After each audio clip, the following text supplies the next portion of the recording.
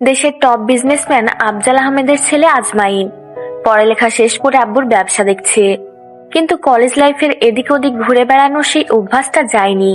তাই কোনো রকম অফিসে একটু সময় দিয়ে তারপর বন্ধুদের সাথে অনেক রাত অবধি এদিক ওদিকে আড্ডা দিয়ে বেড়ায়। আজমাইনের কর্মকাণ্ডে আম্মু শায়লা বেগম বেশ চিন্তিত, কারণ ছেলে বড় হয়েছে, ওর বয়স কম নয়, কিন্তু এখনো এরকম হয়নি। শায়লা বেগম আর ওনার হাজবেন্ড ডাইনিং রুমে বসে আছে, দুজনের মুখে চিন্তার ভাঁজ। সন্তান বাইরে বাইরে থাকলে বাবা মায়ের মনে কি চলে সেটা শুধু একমাত্র বাবা মাই বলতে পারে। ঘড়িতে প্রায় রাত 2টা ছুঁই ছুঁই, কিন্তু এখনো বাসায় ফেরেনি। আম্মু খুব রেগে আছে, তাই কোনো কথাই বলছে না। একটু পর কলিং বেলের শব্দ হতেই শায়লা বেগম তাড়াহুড়ো করে গিয়ে দরজা খুলে দেয়। দেখে আজমাইন কোট হাতে নিয়ে দাঁড়িয়ে আছে। আজমাইন ভিতরে ঢুকতে যাবে তার আগেই হাত বাড়িয়ে দিয়ে ওকে বলতে শুরু করে, দাঁড়াও, এত রাত অবধি কোথায় ছিলে? আম্মু, বন্ধুদের সাথে আড্ডা দিতে গিয়েছিলাম। এখন রাত কটা বাজে? এবার আফজাল আহমেদ ওদের দিকে এগিয়ে আসলো আর আজমাইন হাতের ঘড়ির দিকে তাকিয়ে তারপর আবার আম্মুর দিকে তাকিয়ে বলল, আম্মু 2টা বাজে। কিন্তু তোমাকে তো দেখে তা মনে হচ্ছে না। তোমাকে কাছে তো মনে হয় সবে মাত্র দুপুর হয়েছে। আম্মু তোমার কাছে তো মনে হয় সবে মাত্র দুপুর হয়েছে। দেখো, আমি কোনো এক্সকিউজ শুনতে চাই না। পড়ালেখা শেষ করতে চেয়েছিলে, শেষ করেছো। ব্যবসা দেখেছো, সেটাও ঠিক আছে। অনেকবার করে বিয়ে করার জন্য বলেছি, কিন্তু করনি। আমি আর তোমার কোনো কথাই আর শুনবো না। এবার তোমাকে বিয়ে করতেই হবে। আমি বুঝতে পারছি তোমাকে বিয়ে না দেওয়া পর্যন্ত তুমি ঠিক হবে না। বউয়ের আঁচলে তোমাকে বেঁধে দিলে তোমার এরকম বেপরোয়া ভাবে ঘোরাফেরাটা বন্ধ হবে। আমি আজকে কোনো কথাই শুনবো না। কালকেই তোমার জন্য মেয়ে দেখবো। প্লিজ আম্মু, এসব কথা বলো না তো। আমি এখন বিয়ে করতে পারবো না। আফজাল আহমেদ বুঝতে পারছে ওনার স্ত্রী বেশ রেগে গেছে, তাই ঘটনাটাকে স্বাভাবিক করার জন্য উনি বলতে লাগলো, কি আমাদের মুখের উপর কথা? তোমার সাহস তো কম নয়। আব্বু আম্মুর মুখের উপর কথা বলো? একদম চুপ। তোমার আম্মু যেটা বলেছে সেটাই হবে, আর একটা কথাও শুনতে চাই না। এক্ষুনি রুমে যাও আর বিয়ের জন্য প্রস্তুত হও। কালকেই তোমার জন্য মেয়ে দেখতে যাব। আজমাইন বুঝতে পারলো আব্বু আম্মু খুব রেগে গেছে। এখন যতই কথা বলতে যাবে ততই ওকে বকা শুনতে হবে। তাই আজমাইন আর সেখানে না দাঁড়িয়ে রুমে চলে গেল। তারপর ফ্রেশ হয়ে সে শুয়ে পড়লো। এই বিষয়ে ভাবতে ভাবতে তেমন ভাবে ঘুম হলো না, তাই পরদিন সকালে উঠে দেখে 12টা বাজে। আজমাইন ফ্রেশ হয়ে ডাইনিং রুমে আসতেই আম্মু আবার ওর সাথে রাতের মতো রেগে কথা বলল। তখন আজমাইন বলতে লাগলো, আম্মু, একটু শান্ত হও তো। চুপ, একদম চুপ। তোমাকে কাল রাত্রে এত কথা শোনালাম, তারপরও তোমার মধ্যে কোনো পরিবর্তন নেই। তুমি আজকেই আবার দুপুর 12টার সময় ঘুম থেকে উঠলে। তোমার আব্বু একা ব্যবসা সামলাতে পারে না, সেই জন্য তোমাকে ব্যবসায় বসিয়েছিল। আর তুমি এইভাবে ফাঁকি দিয়ে বেড়ালে ব্যবসাটা চলবে কি করে? আমি ভেবেছিলাম তোমাকে বিয়ের ভয় দেখালে তুমি শুধরে যাবে, কিন্তু না। এত বড় হয়েছো, এখনো বেলা 12টা পর্যন্ত ঘুমানোর অভ্যাস তোমার যায়নি। তোমার বউ থাকলে আর এরকমটা করতে পারতে না। আম্মু, আবার সে বিয়ের গল্প। একটু চুপ করো না। চুপ করব? কেন চুপ করব? তোমার কি বয়স কম হয়েছে? বিয়ে তো করতেই হবে, তাহলে এখন কেন নয়? আর সব সময় বিয়ের কথা বললে আমাদের থামিয়ে দাও কেন বলো তো? তোমার কি কোনো মেয়েকে পছন্দ আছে নাকি? তুমি কাউকে ভালোবাসো? বলো, আমরা তার সাথে তোমার বিয়ে দেব। না আম্মু, আমার কোনো পছন্দ নেই, আর কাউকে আমি ভালোবাসি না। কিন্তু আমি একটু সময় নিয়ে নিজের মনের মতো কাউকে খুঁজে নিতে চাই। একটু সময় দাও আমাকে। না, তোমাকে আর কোনো সময় দেওয়া হবে না। কালকে তোমার জন্য আমরা পাত্রী দেখতে যাব। এখন যাও, সকালের খাবারটা তো আর খেতে পারলে না, এখন দুপুরের খাবারটা খেয়ে নাও। আজমাইন খাবার খেয়ে নিল আর ভাবতে লাগলো এই বিয়ের বিষয়টা নিয়ে। তারপর দুপুরে খাওয়া দাওয়া শেষ করে আব্বুকে ফোন দিয়ে বিষয়টা জানালে আব্বু বলল উনি এই বিষয়ে কিছু করতে পারবে না, আর আম্মুকে আর বারণ করার মতো সাহস ওনার নেই। যদি করে তাহলে আম্মু খুব রেগে যাবে। আর আব্বু আম্মুকে এতটাই ভালোবাসে যে আম্মুর কোনো কথাই ফেলতে পারে না। আজমাইন বারবার আব্বুকে বোঝালো, কিন্তু আব্বু কিছুতেই আম্মুকে এই বিষয়ে কিছু বলতে পারবে না। আজমাইন আম্মুর সাথে এই বিষয়ে কথা বলতে গেলে আম্মু ওর সাথে আর কথাই বলবে না। আর আম্মুর রাগ ভাঙানো এত সহজ নয়। আজমাইন আর উপায় না পেয়ে ওর বন্ধুদের সাথে বিষয়টা শেয়ার করলে ওর বন্ধু আলামিন বলল, শোন, আন্টি বিয়ে করতে বলেছে, বিয়েটা করে নে। আর তুই তো কাউকে ভালোবাসিস না, আর কাউকে পছন্দ করিস না, তাহলে বিয়ে করতে সমস্যা কোথায়? আর বয়স তো কম হলো না, আজ না হলে কাল তো বিয়ে করতে হবে, তার থেকে আগেই করে নে। তোরা বুঝতে পারছিস না, এ পর্যন্ত একটা রিলেশন করলাম না, প্রেম নামক জিনিসটা সম্পর্কে কোনো ধারণা নেই। আমি চাই কাউকে ভালোবেসে কিংবা পছন্দ করে তাকে নিজের লাইফে আনতে, যে আমার মনের মতো হবে। তাই হুটহাট করে বিয়ে করব বললেই তো আর করা যায় না, তাই না?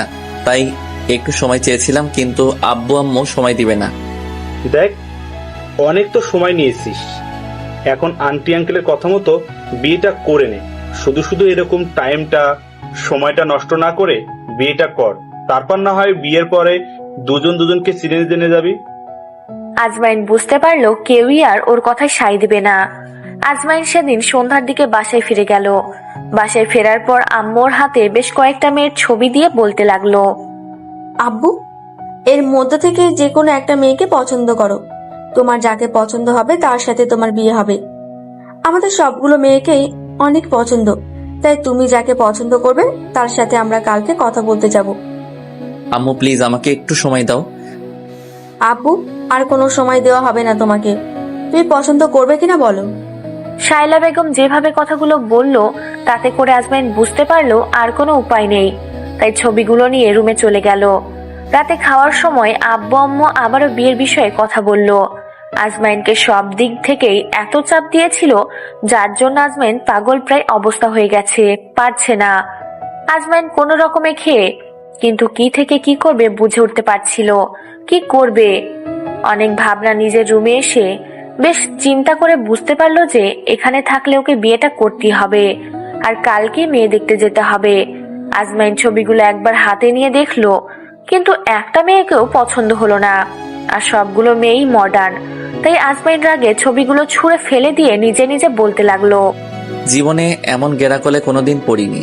আজকে যে সিচুয়েশনের মুখোমুখি হয়েছি তাতে মনে হচ্ছে খুব তাড়াতাড়ি আমাকে মরহুম হতে হবে। পালা আজমাইন পালা, না হলে ধরে বেঁধে আব্বু আম্মু এই সপ্তাহের মধ্যেই তো বিয়ে দিয়ে দিবে। পালালে হয়তো আব্বু আম্মু একটু রাগ করে থাকবে, কিন্তু যখন আবার ফিরে আসবে তখন আব্বু আর রাগ করে থাকতে পারবে না। কিন্তু এখান থেকে পালিয়ে গিয়ে কি করবে? একটা উপায় আছে, যেটা আম্মুকে বলেছিলাম, যে আমার পছন্দের কাউকে ওদের সামনে এনে দাঁড় করাবো। তেমন কাউকে অবশ্যই পছন্দ করে ওদের সামনে এনে দাঁড় করালে আব্বু আম্মু আর রাগ করে থাকতে পারবে না, আর আমিও আমার মনের রানীকে পেয়ে যাব। যাই হোক, আজকের মতো বাসা থেকে এখানে বের হতে হবে। কোনো রকমে বের হতে পারলে তারপর যা হবে দেখা যাবে। কথাগুলো ভেবেই আজমাইন কোনো রকমে তাড়াহুড়ো করে একটা ব্যাগ গুছিয়ে নিয়ে তারপর রুমের বাইরে বেরিয়ে বোঝার চেষ্টা করলো কেউ জেগে আছে কিনা। তারপর ভাবলো যে সদর দরজা দিয়ে বেরোনো যাবে না, তাতে কেউ টের পেয়ে যেতে পারে।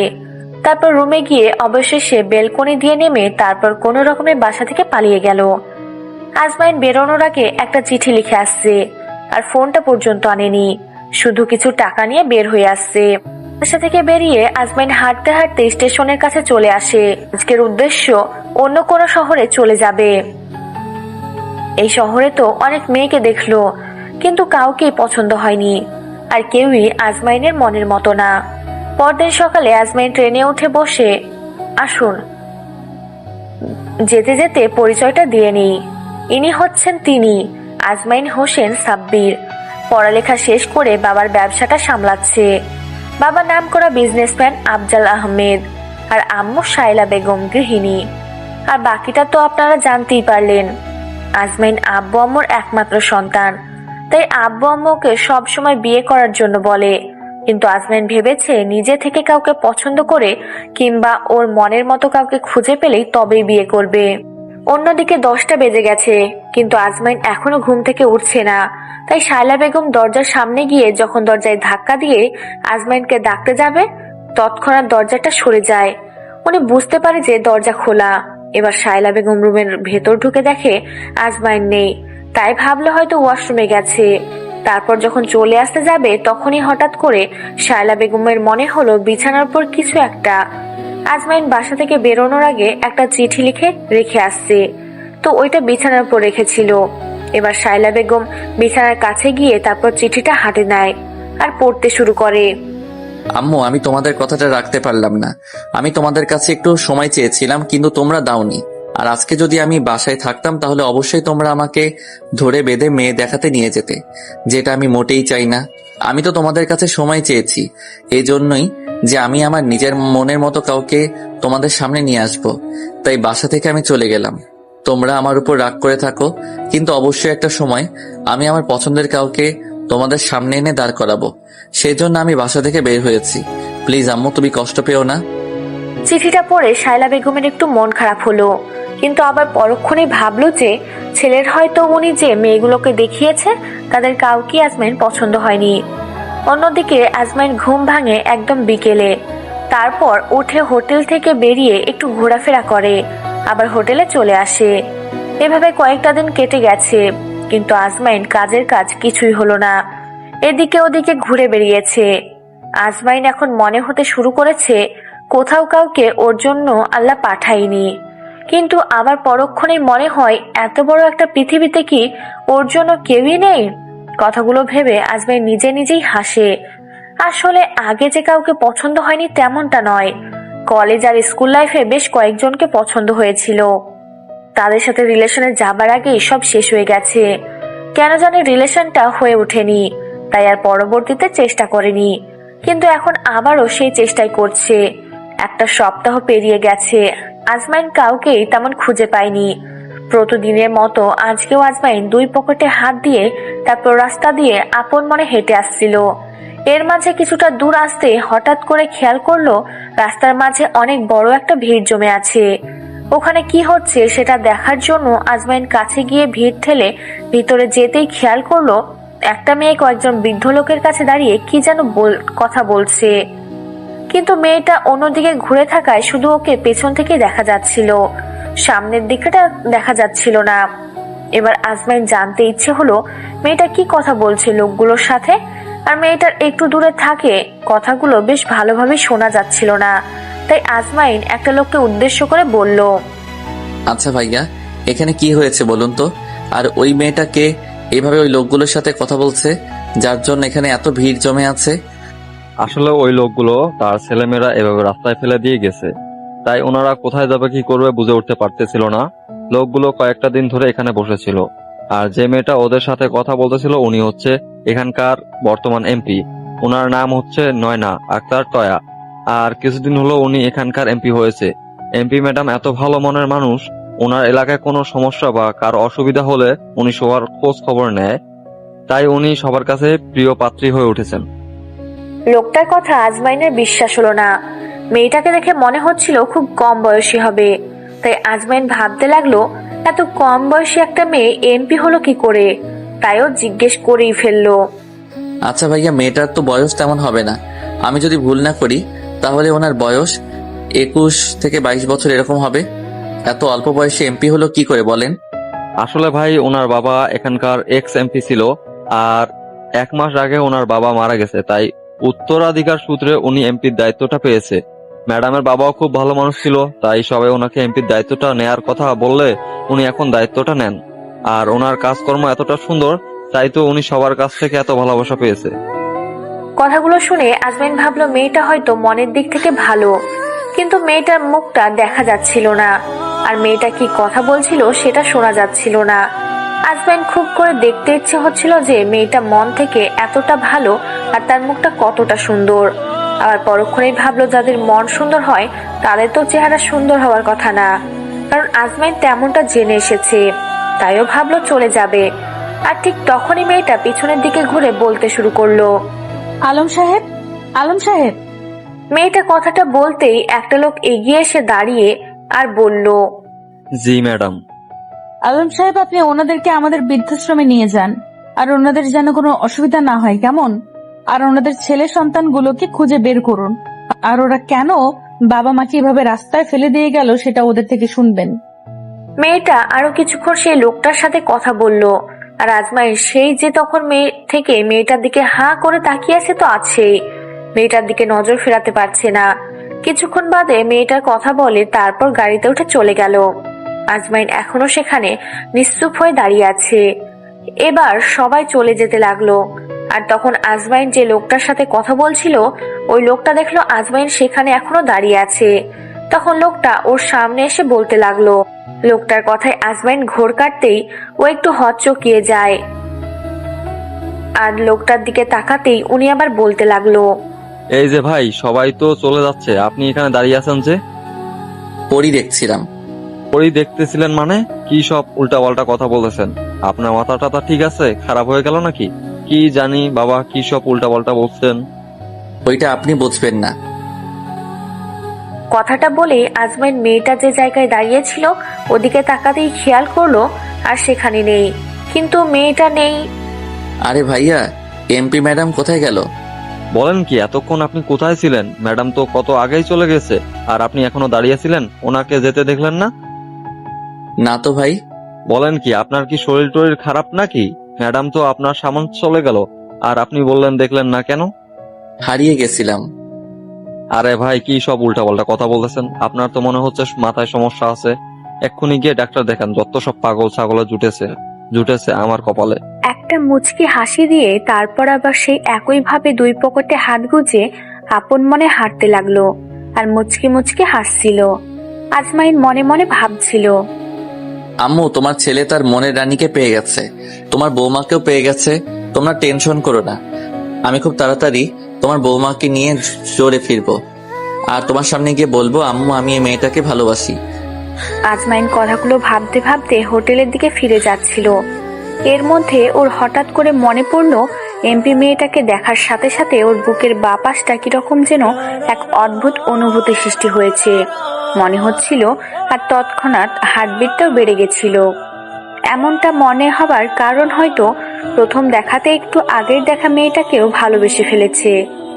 এখন দেখা যাক কি করে ওকে নিজের করে নেয় আজমাইন। হোটেলে ফিরে গিয়ে তারপর বিছানায় শুয়ে ভাবতে লাগলো, আমার ম্যাডামকে তো পেয়ে গেলাম, আর এখন ম্যাডামকে কি করে নিজের করে নিব বুঝতে পারছি না। যাই হোক, ম্যাডামকে আগে ফলো করতে হবে, তারপর না হয় ইমপ্রেস করে নিব। অন্যদিকে আজমাইনের আম্মু ওর বন্ধুদের জানিয়েছে যে আজমাইনের বাসা থেকে চলে গেছে। এই বিষয়টা নিয়ে ওকে সবাই ফোন করে, কিন্তু আজমাইন ওর ফোনটা বাসায় রেখে আসছে যাতে কেউ ওর সাথে যোগাযোগ করতে না পারে। আজমাইন ঠিক করে ও এমপির পেছনে লেগে থাকবে আর ওর নজরে আসার চেষ্টা করবে। ও পরদিন থেকে আজমাইন ওর এমপি ম্যাডামকে খুঁজতে বেরিয়ে যায়। তারপর এক পর্যায়ে ওর বাসার সামনে চলে আসে। তারপর আজমাইন দারোয়ানকে জিজ্ঞেস করে টয়া বাসায় আছে কিনা, কিন্তু দারোয়ান কিছু বলতে না চাইলে আজমাইন ওকে কিছু টাকা ঘুষ দিলে দারোয়ান সব ফরফর করে বলে দেয়।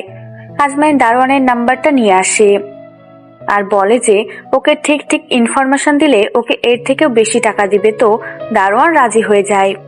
এভাবেই একটা সপ্তাহ কেটে গেল, কিন্তু এর মাঝে আজমাইন টয়ার নজরে আসার কিংবা ওর সাথে কথা বলার মতো কোনো সুযোগ কি পাচ্ছে না। আসলে ও একজন এমপি, তাই ওর সাথে কথা বলার মতো কোনো সুযোগই হয়ে উঠছে না। আর তাছাড়া এই এক সপ্তাহে টয়ার অনেকগুলো প্রোগ্রাম ছিল, যার কারণে ও অনেক ব্যস্ত। আর পাবলিক প্লেসে আজমাইন ওকে ডিস্টার্ব করতে চায় না, কিন্তু আবার ওর সাথে কথা না বলেও থাকতে পারছিল না। তো আজমাইন প্রতিদিনের মতো আজকেও টয়াকে ফলো করছিল। এর মাঝে ওদের গাড়িটা একটা নির্জন রাস্তায় চলে আসে।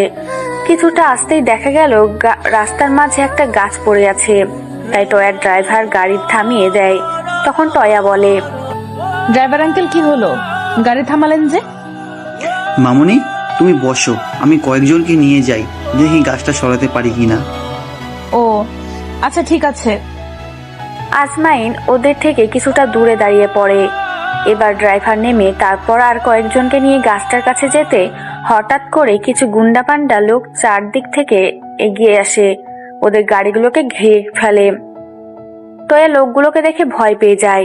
এর মাঝে কয়েকটা ছেলে টয়ার গাড়ির কাছে এসে ওর গাড়ি থেকে টেনে বের করে নেয়। তখন আরো ভয় পেয়ে যায় আর বলতে শুরু করে, তোমরা কারা? কি চাই? আমাকে এভাবে টেনে নামালো কেন? ছাড়ো আমাকে। মামুনি, কিচ্ছু চাই না, তোমাকে উপরে পাঠাতে চাই। বসের ঠিক তেমনটাই অর্ডার আছে। তোমরা জানো আমি কে? আমি এই এলাকার এমপি। এখনই আমাকে ছেড়ে দাও, না হলে কিন্তু তোমাদের আমি জেলের ভাত খাইয়ে ছাড়বো। মামুনি, তুমি এখান থেকে বেঁচে ফিরলে তবে তো আমাদের জেলে পাঠাবে, তার আগেই আমরা তোমাকে উপরে পাঠিয়ে দেব। কথাগুলো বলেই ছেলেগুলো হাসতে লাগলো। আর আজমাইন শুনতে না পেলেও বুঝতে পারলো এখানে কি হচ্ছে। এবার কয়েকটা ছেলে টয়াকে দুই পাশ থেকে শক্ত করে ধরে ফেলে। আর যে ছেলেটা ওর সাথে কথা বলছিল ও হঠাৎ করে একটা ছুরি বের করে, যেটা দেখে আজমাইন আর বুঝতে বাকি রইল না এখানে কি হচ্ছে। আজমাইন আর দেরি না করে দৌড়ে টয়ার কাছে আসতে থাকে। ছেলেটা টয়ার দিকে এগিয়ে গিয়ে যখনই টয়ার পেটে ছুরি ঢুকিয়ে দিতে যাবে, ও ভয় পেয়ে একটা চিৎকার দিয়ে চোখ বন্ধ করে নেয়। পেটের সামনে ছুরিটা আনতেই হঠাৎ করে ছেলেটার হাতটা থেমে যায়। কি হলো কেউ বুঝতে পারছেন না। এবার ছেলেটা ওর এক পাশে তাকিয়ে দেখে অর্থাৎ আজমাইন একটা হাত ধরে ফেলেছে। তৎক্ষণাৎ ছেলেটা বলতে শুরু করে, এই কে রে তুই? আর ওকে বাঁচাতে এসেছিস কেন? জানের মায়া থাকলে এখান থেকে পালিয়ে যা। গুন্ডার এমন কথা শুনে টয়া চোখ খুলে তাকিয়ে দেখে একটা ছেলে গুন্ডার তার হাতে ছুরি ধরে আছে, আর ছেলেটা বেশ রেগে আছে। আজমাইন ওর দেখালো ওর হাত থেকে অনেক রক্ত পড়ছে। তখন আজমাইন বলতে শুরু, হাতের দিকে তাকিয়ে দেখলো এ করলো। হ্যাঁ, এখান থেকে তো যাবই, আর ম্যাডামকেও তোদের হাত থেকে বাঁচিয়ে নিয়ে যাব। তোর মরার খুব শখ তাই না? এই মার শালাকে। কথা গুন্ডাটা ওর লোকগুলোকে উদ্দেশ্য করে বলল। সাথে সাথে আজমাইন হাত দিয়ে গুন্ডাটার কান বরাবর এমন একটা থাপ্পড় মারলো, যার জন্য গুন্ডাটা ছুরিটা ছেড়ে দিয়ে কানে হাত দিয়ে বসে পড়ে। আজমাইন ছুরিটা দূরে ছুঁড়ে ফেলে দেয়। এর মাঝেও সাঙ্গপাঙ্গগুলো আজমাইনের দিকে এগিয়ে আসলে আজমাইন সবাইকে এলোপাথারি মারতে শুরু করে। সবাই টয়াকে ছেড়ে দিলেও ভাবে ছেলেটা একা হয়তো ওদের সাথে পেরে উঠবে না, তাই ও তৎক্ষণাৎ থানায় ফোন করে দেয়। আর আজকে টয়ার পিয়ে ওর সাথে ছিল না, তাই টয়া ওর পিয়েকেও ফোন করে দেয়। আর আজমাইনের কিছুক্ষণের মধ্যে সবাইকে মেরে রোডে শুইয়ে দিয়েছে। কিন্তু ও কোনোভাবেই থামছে না। ও মনে মনে ভাবছিল ওর মায়াবতীর গায়ে হাত দিয়েছে, তাই ও কোনোভাবেই থামছিল না।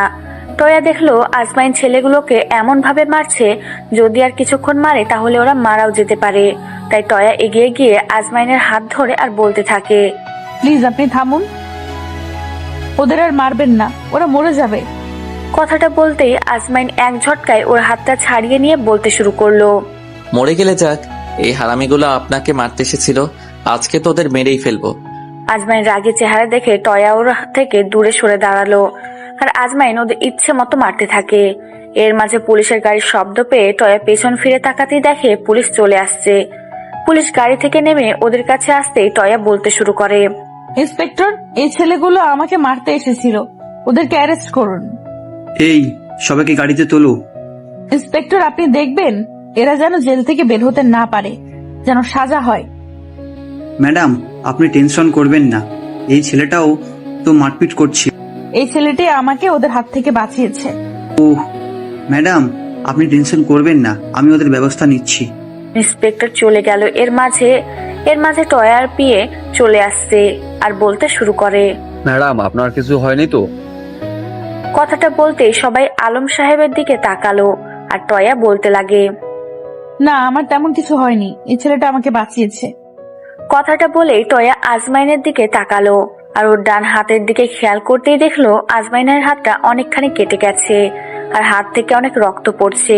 তখন বলতে শুরু করে, এ কি আপনার হাত কেটে তো অনেক রক্ত পড়ছে, চলুন আপনাকে নিয়ে হসপিটালে যেতে হবে।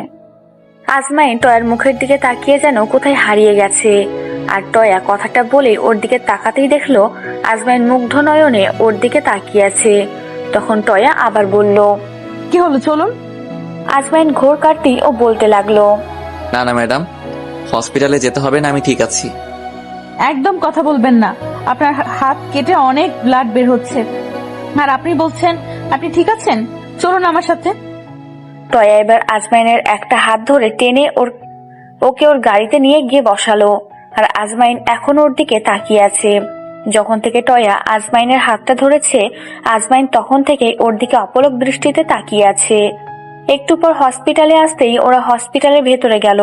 টয়া একটা নার্সকে উদ্দেশ্য করে বলল, নার্স, আপনি ডাক্তারকে আসতে বলুন, ওনার হাত কেটে অনেক ব্লাড বের হচ্ছে, প্লিজ আপনি ডাক্তারকে ডেকে দিন। টয়াকে দেখে মনে হচ্ছিল ও বেশ ভয় পেয়েছে। আসলে এতটা রক্ত দেখে অনেকটা ভয় পেয়ে গেছে। আজমাইন তৎক্ষণাৎ মনে হয়েছিল টয়ার যদি কিছু হয়ে যায় তাহলে ও কি করে থাকবে। আজমাইন এই কয়েকটা দিন টয়াকে আরো বেশি ভালোবেসে ফেলেছে, কিন্তু ওর সাথে কথা বলার সুযোগ সময় কোনোটাই হয়ে উঠছিল না। আজমাইন যখন দেখলো টয়াকে সবাই মিলে ধরেছে আর ওর কোনো ক্ষতি আসলেও ইচ্ছে হবে আর নিজে কেবিনে যায় করতে পারে, ইমারে রাহেব ও ডাবলই সিং করতে চাইছে। আজমাইন আর নিজেকে কন্ট্রোল করতে পারেনি। এর মাঝে ডক্টর যায়, তখন ডক্টর আজমাইনের হাতটা ড্রেসিং করে ব্যান্ডেজ করতে থাকে। আর আজমাইন সেই প্রথম থেকে টয়ার দিকে তাকিয়ে আছে, চোখই ফেরাতে পারছে না। এবার আলম সাহেব টয়াকে বলতে লাগলো, ম্যাডাম, ছেলেটাকে দেখে মনে হচ্ছে খুব সাহস আছে। ছেলেটার কথাগুলো লোকের হাত থেকে আপনাকে একলা বাঁচিয়ে দিয়েছে। আপনি তো ছিলেন না, তাহলে দেখতেন কিভাবে? এতগুলো লোককে একা হাতে মেরেছে। ছেলেটা আমার এত বড় একটা উপকার করলো, ওর জন্য কি করি বলুন তো? ম্যাডাম, আপনি যদি কিছু না মনে করেন তাহলে আমি বলে ওকে আপনার বডিগার্ড হিসেবে রেখে দিন। এর আগেও আপনার উপর কয়েকবার অ্যাটাক হয়েছে আর আপনার বাবার উপরও হয়েছে। তাই আমি বলতেছিলাম কি, আপনি ওকে বডিগার্ড হিসেবে রেখে দিন, তাহলে আপনার সেফটি হবে। ও আপনাকে চেনে না, তাই আপনাকে এভাবে সবার হাত থেকে বাঁচিয়েছে। আর যদি আপনার বডিগার্ড হয় তাহলে নিজের জীবন দিয়ে হলেও আপনাকে রক্ষা করবে। টয়া প্রথমে মনে করেছিল ছেলেটাকে কিছু একটা পুরস্কার দেবে, কিন্তু না, এখন আলম সাহেবের কথা মনে ভাবতে লাগলো যে উনি ঠিকই বলেছে। তাই অনেকক্ষণ ভেবে তারপর বলতে লাগলো, আলম সাহেব, আপনি ঠিকই বলেছেন, ওকে আমার বডিগার্ড হিসেবে রেখে দিব। কিন্তু ছেলেটা কি আমার বডিগার্ড হবে? হবে না মানে? আলবাত হবে। যেখানে আপনার চাকরি করার জন্য সবার লাইন লেগে যায়, আর সেখানে ওকে চাকরির অফার করলেও করবে না মানে? অবশ্যই করবে। আপনি সব আমার উপর ছেড়ে দিন, আমি সব ম্যানেজ করে নেব। এর মাঝে ডক্টরের ব্যান্ডেজ করা হয়ে গেলে ডক্টর চলে যায়। আর আজমাইন তো সে তখন থেকে টয়ার দিকেই তাকিয়ে আছে। আলম সাহেব টয়ার সাথে কথা বলা হলে উনি এগিয়ে এসে আজমাইনের সামনে দাঁড়ালো আর বলতে শুরু করলো। আজমাইন ঘোর কাটলো আলম সাহেবের কথায়। তখন আজমাইন ওনার দিকে তাকাতেই আলম সাহেব আবার সেই একই প্রশ্ন করলো, আজমাইন হোসেন। শোনো ম্যাডাম, তোমাকে কিছু বলতে চাই। হ্যাঁ বলুন। টয়ার কথা শুনে আজমাইন টয়ার দিকে তাকালো আর দেখলো টয়া বেলা টিয়া ওর দিকে কেমন তাকিয়ে আছে। এবার টয়া বলতে শুরু করে, আপনাকে যে কি বলে ধন্যবাদ দিব সে ভাষা আমার জানা নেই। আপনি আজকে আমার অনেক বড় উপকার করলেন, ওদের হাত থেকে বাঁচিয়ে। আপনি না থাকলে কি যে হতো। আপনার মাধ্যমে হয়তো আল্লাহ আমাকে বাঁচিয়ে দিয়েছে। আপনি ওখানে সময় মতো না আসলে হয়তো আমার বড় কিছু একটা হয়ে যেত। ম্যাডাম, এখানে ধন্যবাদ দেওয়ার কিছু নেই। মানুষ হিসেবে ওইটা আমার কর্তব্য ছিল। আর আপনার কিছু হয়ে গেলে আমার কি হতো? আজমাইন কথাটা মুখ ফসকে বলে ফেলেছে। কথাটা বলতেই টয়ার কেমন যেন আজমাইনের দিকে তাকালো আর আজমাইন কথা ঘুরানোর জন্য বলল, না মানে ম্যাডাম, বলছিলাম যে আপনি তো এখানকার এমপি, আর আপনার কিছু হয়ে গেলে আমাদের কি হতো? কথাটা বলতে টয়া আর আলম সাহেব কথাটা স্বাভাবিকভাবেই নিল। আর টয়া আবারও বলতে শুরু করলো, আসলে ধন্যবাদ দিয়ে কিংবা কোনো পুরস্কার দিয়ে আমি আপনাকে ছোট করতে চাই না, কিন্তু আমার মন। কথাটা বলতেই আজমাইন ভাবতে লাগলো, চাকরি, যেখানে আমি শত শত লোকের চাকরি দেই সেখানে আমাকে নাকি চাকরি করতে হবে। দেখেছে আম্মু তোমার বৌমাকে খুঁজতে এসে কত কিছুই করতে হচ্ছে। যাই হোক, চাকরিটা করলে ওর সাথে অনেকটা সময় থাকতে পারবো। দেখি কি চাকরির কথা বলে। জি ম্যাডাম বলুন, কি চাকরি করতে হবে আমাকে? আজমাইন কথায় টয়া আলম সাহেবের দিকে তাকালো। তখন উনি একটু গম্ভীর কণ্ঠে বলতে শুরু, দেখুন, আপনাকে দেখে ম্যাডামের মনে হয়েছে আপনি খুব সাহসী একটা ছেলে। আর আজকে যেভাবে ম্যাডামকে ওদের হাত থেকে রক্ষা করছেন তাতে ম্যাডামের মনে হয়েছে আপনাকে, আর আপনি ওনার বডিগার্ড হিসেবে থাকেন তাহলে উনি অনেকটা সেফটি পাবে। তাই আপনাকে ম্যাডাম ওনার ম্যামের বডিগার্ড চাকরিটা দিতে চাই। আপনি কি চাকরিটা করবেন? কথাটা শুনতেই আজমাইনের মনে হচ্ছিল নিজের মাথার নিচে একটা বাড়ি, নাকি আবার ওর বডিগার্ডের পা দিতে। এখন চাকরিটা করতে হবে। আবার পরক্ষণেই যখন ভাবলো, এ তো মেঘনা চাইতেই জল, এইটাই সুযোগ টয়ার কাছাকাছি থাকার জন্য। এর থেকে বড় সুযোগ আর হয় না। তাই হ্যাঁ বলে দেই। ওকে বোঝাতে কযোগে সবার চাকরিটা হ্যাঁ বলে দেশান পারবো আমি ওকে ভালোবাসি, আর ওকে ইমপ্রেসও করতে পারবো। আমি আমার মায়াবতীর পাশে থাকতে কেউ ওর কোনো ক্ষতি করতে পারবে না। আজমাইন দেখলো টয়া ওর মুখের দিকে তাকিয়ে আছে। এবার আজমাইন স্বাভাবিক হয়ে বলল, জি ম্যাডাম, আমি আপনার চাকরি করতে রাজি। আচ্ছা ঠিক আছে, শোনো, তুমি বেতন কত চাও বলো? ম্যাডাম, আপনি বেতন না দিলেও হবে। আজমাইন কথাটা মুখ ফসকে বলে ফেললো।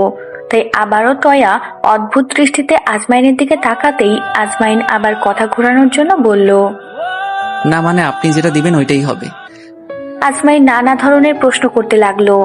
এক পর্যায়ে ওর পরিচয় জানতে চাইলে আজমাইন ওর আসল পরিচয়টা দিল না, কোনোভাবেই কাটিয়ে ম্যানেজ করে নিল। তারপর একটা সময় টয়া বলল, আচ্ছা তুমি থাকো কোথায় বলো তো? ম্যাডাম, আসলে আমি এই শহরে অন্য শহর থেকে কাজের জন্য এই শহরে এসেছি, আর আজকে আপনি চাকরিটা দিলেন। ও, এখন থাকো কোথায়? 10 দিন হলো এই শহরে আসছি, তো এখনো কোনো বাসে উঠিনি, তবে একটা হোটেলে আছি। আজমাইনের কথায় টয়া ভাবলো, ওর বাসায় তো অনেকগুলো রুম ফাঁকা আছে, তাই ওকে বাসায় থাকতে দিলেই মন্দ হয় না। তাছাড়া সবসময় ওর সাথে থাকবে। টয়ার বারবার কেন জানি মনে হচ্ছে যে ওই গুন্ডাগুলো আবার অ্যাটাক করতে পারে, আর যদি ওর সাথে আজমাইন সবসময় থাকে তাহলে ও ওকে রক্ষা করতে পারবে। তোমাকে অন্য কোথাও থাকতে হবে না, আজকে থেকে তুমি আমার বাসায় থাকবে। জি ম্যাডাম। আমাদের অনেকগুলো রুম ফাঁকা আছে, তুমি আজকে থেকে আমার বাসায় থাকবে। আর আমার মনে হয় ওই গুন্ডাগুলো আবারও আমাকে আক্রমণ করবে, কারণ এর আগেও কয়েকবার ওরা আমার বাবাকে আর আমাকে অ্যাটাক করেছিল। তাই আমি আর কোনো রিস্ক নিতে চাই না। আমার বাসায় থাকতে কি তোমার অসুবিধা হবে? না না ম্যাডাম, আপনার বাসায় থাকা তো আমার সৌভাগ্য। এত বড় একজন মানুষ আপনি, আপনার বাসায় থাকাটা সবার নসিবে লেখা থাকে নাকি? আচ্ছা ঠিক আছে, তুমি আমার বাসা চেনো, তাহলে তোমার সবকিছু নিয়ে আমার বাসায় চলে এসো। ও, তুমি তো এখন একটু অসুস্থ, এই অবস্থায় যাবে কি করে? আলম সাহেব, আপনি ওকে নিয়ে হোটেলে চলে যান, তারপর ওখান থেকে ওনার সবকিছু নিয়ে আমার বাসায় চলে আসবেন। ম্যাডাম, আপনি বাসায় যাবেন কিভাবে? আপনার যেতে যে সমস্যা হবে তার কি হবে? না, এখন আর মনে হয় না সমস্যা হবে, কারণ একবার তো অ্যাটাক হয়েছে, তাই এত সহজে আর করবে না। আর আমি চলে যেতে পারবো। আর তাছাড়া আমার সাথে তো সিকিউরিটি যায়, তিনাকে 3টি গার্ডগুলো আছে। আপনি চলে যান, ওনাকে নিয়ে বাসায় চলে আসবেন। টয়ার কথা মতো আজমাইন ওর পিয়ের সাথে হোটেলে চলে গেল। তারপর ওর সব জিনিসপত্রগুলো নিয়ে টয়ার বাসায় চলে আসলো। এর মাঝে টয়া বাসায় চলে আসছে, আর আজকে এত বড় একটা ঘটনা ঘটার কারণে ও আর কোথাও যায়নি। বাসায় আসতে টয়া আজমাইনকে একটা রুম দিতে বলল। আলম সাহেব ওকে একটা রুম দেখিয়ে দিল। আজমাইন সেখানে গিয়ে ফ্রেশ হয়ে নিল। একটু পর টয়া আজমাইনের রুমের সামনে এসে তারপর দরজায় টোকা দিয়ে বলল, আসতে পারে? জি ম্যাডাম, আসুন। টয়া ভিতরে গিয়ে আজমাইনের সামনে দাঁড়াতেই আজমাইন বলতে লাগলো, ম্যাডাম দাঁড়িয়েছেন কেন? বসুন আপনি। টয়া আজমাইন বলে দিল কখন কি করতে হবে, কখন কোথায় যাবে, সে রুটিন অনুযায়ী সব সময় যেন ওর সাথে থাকে সেটা বলে দিল। আর আজমাইন ভাবছিল, আমি তো এটাই চাচ্ছিলাম বেবি, তোমার সাথে সব সময় থাকতে। আমি তোমাকে কতটা ভালোবাসি তুমি দেখবে, আমি তোমাকে কতটা ভালোবাসি। তোমার জন্য আমি সব করতে পারি। জীবনের প্রথম আমি আমার মনের রানীকে খুঁজে পেয়েছি, তাকে এত সহজে হাতছাড়া করে কি করে বলো? তোমার জন্য তো শেষ পর্যন্ত বডিগার্ডের চাকরিটা করতে বাধ্য হয়েছি, শুধু তোমাকে পাওয়ার জন্য। না হলে যেখানে আমার 10-12টা বডিগার্ড আছে, সেখানে তোমার বডিগার্ড হতে যাবে কে বলো? কিছুক্ষণ কথা বলে টয়া চলে গেল। আর আজমাইন বিছানায় শুয়ে শুয়ে ভাবতে লাগলো ওকে কিভাবে ইমপ্রেস করবে। অন্যদিকে আজমাইনের আব্বু আম্মু খুব টেনশনে আছে। ছেলেটা কোথায় আছে, কি করছে কিছুই জানে না। আজমাইনের আম্মু তো ওর কোনো খোঁজ খবর না পেয়ে সব সময় মন খারাপ করে থাকে। আব্বু আম্মুকে অনেক করে বলেছে যে ছেলে যেখানে আছে খুব ভালো আছে, আর ওনাদের ছেলে ছোট নয়। আজমাইন ফোনটাও নিয়ে যায়নি যে ওর সাথে যোগাযোগ করবে। আজমাইন চায়নি সেটা, কারণ ফোনটা নিয়ে গেলে যদি একবার ওর সাথে যোগাযোগ করে উঠতে পারে তাহলে অবশ্যই ওরা ওকে খুঁজে বের করবে, কারণ আব্বু আম্মু ওকে ছাড়া থাকতে পারে না। আর আজমাইন চায় শহরের কোলাহল থেকে, এই কাজের ব্যস্ততা থেকে একটু দূরে থাকতে। আর নিজের পছন্দের মানুষটাকে খুঁজে হয়তো পেয়ে গেছে। এখন দেখা যাক কি করে ওকে নিজের করে নেয়। প্রত্যেক দিন এখন টয়ার সাথে সাথে থাকে, যেখানে যায় সেখানেই ও যায়। সব সময় আজমাইন টয়ার দিকে অপলক দৃষ্টিতে তাকিয়ে থাকে। এই বিষয়টা টয়া বেশ কিছুদিন খেয়াল করে দেখছে, আবার মাঝে মধ্যে ভাবে, হয়তো সবার মতো আমাকে দেখে, তাছাড়া কত ছেলে তো তাকিয়ে থাকে, কিন্তু একটা বিষয় আমার মনে হয় যে এই ছেলেটাকে দেখলে কেমন বডিগার্ড বডিগার্ড মনে হয় না, কত হ্যান্ডসাম আর স্টাইলিশ মনে হয়। ওর সাথে প্রথম যেদিন দেখা হয়েছিল তখন মনে হচ্ছিল খুব বড় লোকের ছেলে, পোশাকে আশাকে তেমনটাই মনে হচ্ছিল। কিন্তু আবার যখন ওকে চাকরির কথাটা বলা হলো, হ্যাঁ বলে দিল। যদি বড় লোকের ছেলে হতো তাহলে বডিগার্ডের চাকরিটা কেন করবে? অন্যদিকে আজমাইন ওকে কিভাবে ইমপ্রেস করবে কিংবা টয়ার সামনে নিজেকে প্রমাণ করবে যে ও টয়াকে ভালোবাসে সেটা বুঝে উঠতে পারছে না। আজমাইন এখন টয়াকে নিয়ে এতটাই ভাবে যে ভাবতে ভাবতে সারা রাত কেটে যায়। সব সময় ওর চেহারাটা চোখের সামনে ভাসে, আর এখন তো ওর সাথে সব সময় থাকে। তাহলে ওর কথা ভাববে না তো কি করবে? দিন যত যাচ্ছে আজমাইন টয়াকে তত বেশি ভালোবেসে ফেলছে, কিন্তু বুঝে উঠতে পারছে না কি করে ওর নজরে আসবে। সর্বশেষ আজমাইন আর কোনো উপায় না পেয়ে ওর এক ফ্রেন্ডকে ফোন দিয়ে সবটা বললে আজমাইন ফ্রেন্ড ওকে বলে টয়া যেটা পছন্দ কিংবা ওর ফেভারিট জিনিসগুলো ওর সামনে প্রেজেন্ট করতে, আর ও যে জিনিসগুলো পছন্দ করে সেগুলো ওকে গিফট করতে। তাহলেই টয়া আজমাইনকে নিয়ে আস্তে আস্তে ভাবতে শুরু করবে। তাই আজমাইন টয়ার সম্পর্কে আরো জানার চেষ্টা করে, টয়ার কি পছন্দ না পছন্দ সবকিছু জেনে আজমাইন ঠিক করে এখন থেকে প্রত্যেক দিন টয়াকে কিছু না কিছু গিফট করবে, যার জন্য টয়া ওকে নিয়ে ভাববে। কিন্তু কি গিফট করবে বুঝতে পারছিল না। তারপর আজমাইন আবারও সেই ফ্রেন্ডকে ফোন দিলে ওর ফ্রেন্ড বলে মেয়েদের সবচেয়ে বেশি পছন্দ ফুল। আজমাইন আগেই জানতো যে টয়ার পছন্দের কালার কালো, তাই ও সেদিন রাতে টয়ার জন্য কিছু চকলেট আর কালো কালারের কিছু গোলাপ এনে তারপর রাতে ওর রুমে চলে যায়। রুমে গিয়ে দেখে টয়া বাচ্চাদের মতো বালিশের উপর হাতটা ছুঁড়ে ঘুমোচ্ছে। আজমাইন ওর মাথার পাশে বসে তারপর ওর মুখের দিকে অপলক নয়নে তাকিয়ে থাকে। কিরকম অদ্ভুত এক মায়া আছে টয়ার মুখে। এবার আজমাইন খেয়াল করে টয়ার অবাধ্য চুলগুলো বারবার ওর মুখের উপর এসে পড়ছে। আজমাইন খুব ইচ্ছে করছিল ওর চুলগুলো কানের পেছনে গুজে দিয়ে ওর কপালে একটা ভালোবাসার পরশ দিতে, কিন্তু আবার পরক্ষণেই ভাবে স্পর্শ করলে যদি টয়া জেগে যায়, আর টয়ার সামনে এত তাড়াতাড়ি আসা যাবে না। টয়ার মনে আজমাইনকে নিয়ে ভাবনা সৃষ্টি করতে হবে, আর এই ভাবনাটা একসময় ভালোবাসা হয়ে যাবে। আজমাইন বেশ কিছুক্ষণ টয়ার মুখের দিকে তাকিয়ে একটা সময় নিজে নিজেই বলতে শুরু করে, এই পাগলি মেয়ে, কি আছে তোমার মধ্যে বলো তো, যে প্রথম দেখাতেই আমাকে তোমার প্রতি এইভাবে আকৃষ্ট করে ফেলেছো? আমি তো তোমাকে এতদিন ধরে খুঁজছিলাম, আগে কেন আসোনি আমার লাইফে বলো তো? আসলে একজন এমপি হয়ে আসলে, অন্য কিছু হতে পারলে না। সব সময় মানুষকে নিয়ে ব্যস্ত থাকো, তাই আমাকে নিয়ে ভাবার সময় পাও না। আর ভাববেই বা কি করে?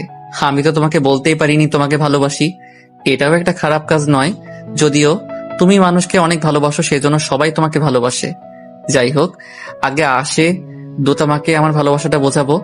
আগে এসে তোমাকে আমার ভালোবাসাটা বোঝাবো। অবশ্যই তুমি আমাকে ভালোবাসবে, কিন্তু কবে ভালোবাসবে বলো তো মায়াবতী? আজমাইন কথাটা বলেই আজমাইন টয়ার নাক টেনে দিয়ে বলল, একদম গোলুমলু আমার পিচ্ছি বাচ্চাটা কয়দিন পর এমনিতেই আমার বাবুর আম্মু হবে। সেই দিনটা বেশি দূরে নয়। একবার যখন তোমার সাথে কথা হয়ে গেছে, তোমাকে তো নিজের করেই ছাড়বো। এবার টয়া একটু নড়েচড়ে উঠল। তখন আজমাইন ওর কাছে থেকে সরে যায়। তারপর গোলাপ আর চকলেটগুলো ওর মাথার পাশে রেখে একটা চিঠি লিখে চিঠিটা গোলাপের গুলোর নিচে রেখে দেয়। সকালবেলায় টয়ার ঘুম ভাঙতেই ও একটা বড় হাই তুলে তারপর উঠে বসে। হঠাৎ করে ওই চোখ পড়ে ওই গোলাপ আর চকলেটগুলোর দিকে। তৎক্ষণাৎ টয়া গোলাপগুলো হাতে নিতেই তার নিজ একটা চিঠি দেখতে পায়। চিঠিটা হাতে নিয়ে তারপর পড়তে শুরু করে, মায়াবতী, আমার ভালোবাসার সামান্য চিহ্ন তোমার জন্য রেখে গেলাম। চিঠির এই এতটুকু লাইনটা পড়ে তবে অবাক হয় যে কে বা এরকম একটা কথা লিখে রেখে গেল। তার উপর আবার ও রুমে এলো কি করে, আর এগুলোই বা রুমে এলো কি করে? তাহলে কি রাত্রে কেউ ওর রুমে এসেছিল? কথাটা ভেবে টয়া একটু ভয় পেয়ে যায়। আবার তৎক্ষণাৎ চিঠির কথাটা আর একবার পড়ে বুঝতে পারে কেউ ওকে পছন্দ করে। তাহলে এভাবে গোলাপ আর এরকম চিঠিটা রেখে যাবে কে? এবার টয়া চকলেট আর আব্বু আম্মু এই কথাগুলো, কিন্তু আব্বু তো এখন নেই। এবার টয়া চকলেটগুলোর হাতে নিয়ে দেখলাম সব ওর পছন্দের চকলেট। টয়া একটু আশ্চর্য হলো, কারণ শুধু ওর আব্বু আম্মু তাই শুধু জানে, আম্মু জানে টয়া কি চকলেট পছন্দ করে, কিন্তু সবাই জানে কিন্তু ওর পছন্দের চকলেটগুলো কি সেটা কেউ জানে না। টয়া আর কিছু না ভেবে বাচ্চাদের মতো চকলেট খুলে এবার খেতে শুরু করলো। আর এর মাঝে আজমাইন রেডি হয়ে তারপর টয়ার রুমের সামনে আসতেই দেখতে পায় টয়া বাচ্চাদের মতো চকলেট খাচ্ছে। আজমাইন দেখেই একটা মুচকি হাসি দেয় আর মনে মনে বলতে শুরু করে, আরে পাগলি মেয়ে, চকলেটটাকে এত ভালোবাসো, আমাকে একটু ভালোবাসলেও তো পারো, আমার এতটা কাঠখড় পোড়াতে হয় না। আজমাইন বেশ কিছুক্ষণ রুমের সামনে দাঁড়িয়ে টয়ার চকলেট খাওয়া দেখলো। তারপর একটা সময় হঠাৎ করে টয়ার নজর পড়ে আজমাইনের উপর। তখন আজমাইন একটা হাসি দিয়ে রুমের ভেতর ঢুকে গিয়ে বলতে শুরু করলো, ম্যাডাম, আপনার বেরোনোর সময় হয়ে গেছে, আজকে একটা প্রোগ্রাম আছে। তুমি যাও, আমি একটু পরে আসছি। আজমাইন চলে যেতে গিয়েও আবার সামনে এসে দাঁড়ালো। তখন তারা বলল, আচ্ছা ম্যাডাম, আপনি চকলেট পছন্দ করেন তাই না? কেন বলো তো? না, আপনি মতো তৃপ্তি সহকারে তার বাচ্চাদের কত করে চকলেট খাওয়াচ্ছেন দেখলাম, খুব চাচ্ছেন দেখে মনে হচ্ছিল একদম বাচ্চা। কথাটা শুনে টয়া ভ্রু কুঁচকে আজমাইনের দিকে তাকালো। তখন আজমাইন চোখগুলো নামিয়ে নিয়ে বলল, সরি ম্যাডাম। কথাটা বলেই আজমাইন চলে গেল। আর টয়া বসে বসে আজমাইনের বলা কথাটা ভাবতে লাগলো। সত্যি কি আমার স্বভাবটা এখনো বাচ্চাদের মতো? আমি কি মতো চকলেট খাই তাহলে ছেলেটা যে বলল হবে বাচ্চাদের মতো, হয়তো। যাই হোক। টয়া ফ্রেশ হয়ে আবার বেরিয়ে পড়লো। আজমাইন সবসময় টয়ার গাড়িতেই যায় আর সবসময় ড্রাইভারের পাশে বসে। টয়া গাড়িতে ওঠার সাথে সাথে আজমাইন লুকিং গ্লাসটা টয়ার মুখের দিকে করে দিল, যাতে করে টয়ার যেই বিষয়টা টয়া একবার খেয়াল করে মুখটা দেখতে পায়। এই মুখ ঘুরিয়ে নিল, কিন্তু ও বুঝতে পারলো না যে লুকিং গ্লাসটা কিসের জন্য ওর দিকে করলো। সারাদিন এদিকে ওদিকে ঘুরে বেরিয়ে তারপর সন্ধ্যার দিকে ওর বাসায় চলে আসে। সেদিন রাতে আজমাইন অনেক রাতে টয়ার রুমে গিয়ে ওর মুখের দিকে তাকিয়ে থাকে। আজকেও আজমাইন কেন যেন টয়ার কপালে কিস করতে ইচ্ছে করছিল, তাই আজমাইন নিজের ইচ্ছেটাকে আর ধরে রাখতে পারলো না। টয়ার কপালে একটা কিস করে বসলো আর সাথে সাথে টয়া একটু একটু নড়ে চড়ে উঠলো। আজমাইন ভাবলো হয়তো ওর ঘুমটা ভেঙে যাবে, কিন্তু না, ঘুমটা ভাঙলো না। পরপর 7টা দিন ইহান ওয়াকে সারপ্রাইজ করলো। যদিও সারপ্রাইজ বলা সামান্য, টয়া প্রথমে বিষয়টা সহজভাবে নিল। 7ম দিনের মাথায় ঘুম থেকে উঠে যখন কিছু সাদা গোলাপ আর একটা ডায়মন্ডের রিং দেখতে পেল, তখন টয়া অবাক না হয়ে পারল না আর ভাবতে লাগলো, কে হতে পারে যে কিনা ওকে বারবার এইভাবে ওকে রোজ রোজ দেখে যায় আর ওর জন্য ফুলগুলো রেখে যায়। টয়া কথাগুলো ভাবছিল। অন্যদিকে আজমাইন ভাবছিল,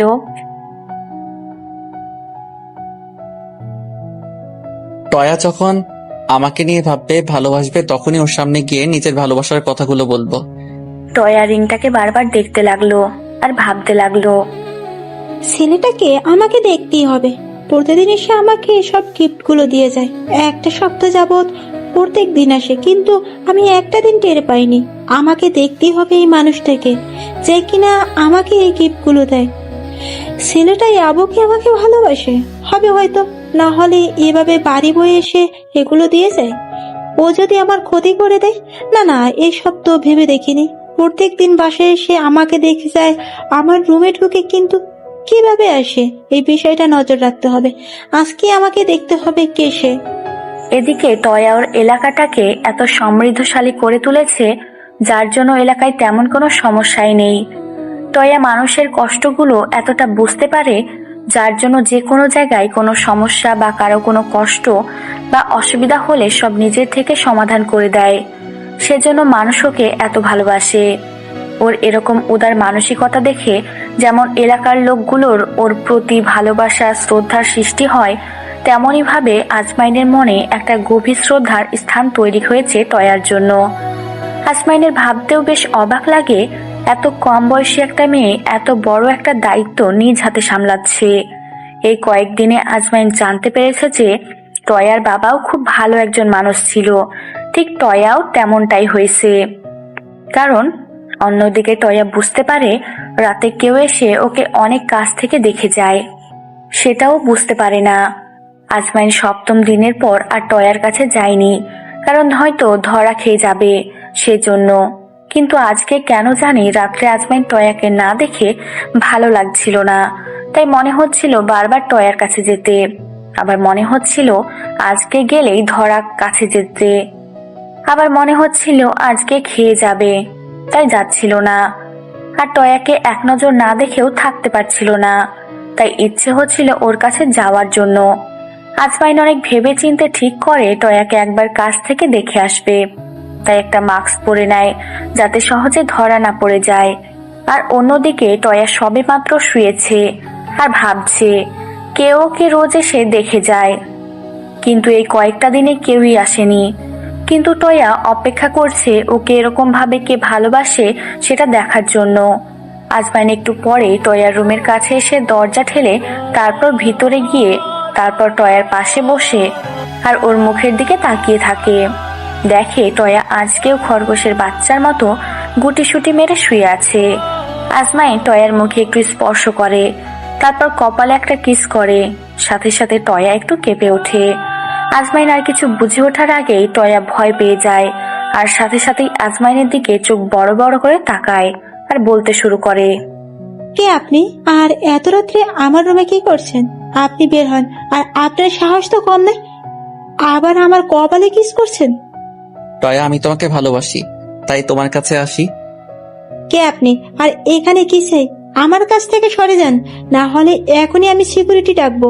আর আপনাকে বাসার ভিতরে ঢুকিয়ে দিয়েছে কে?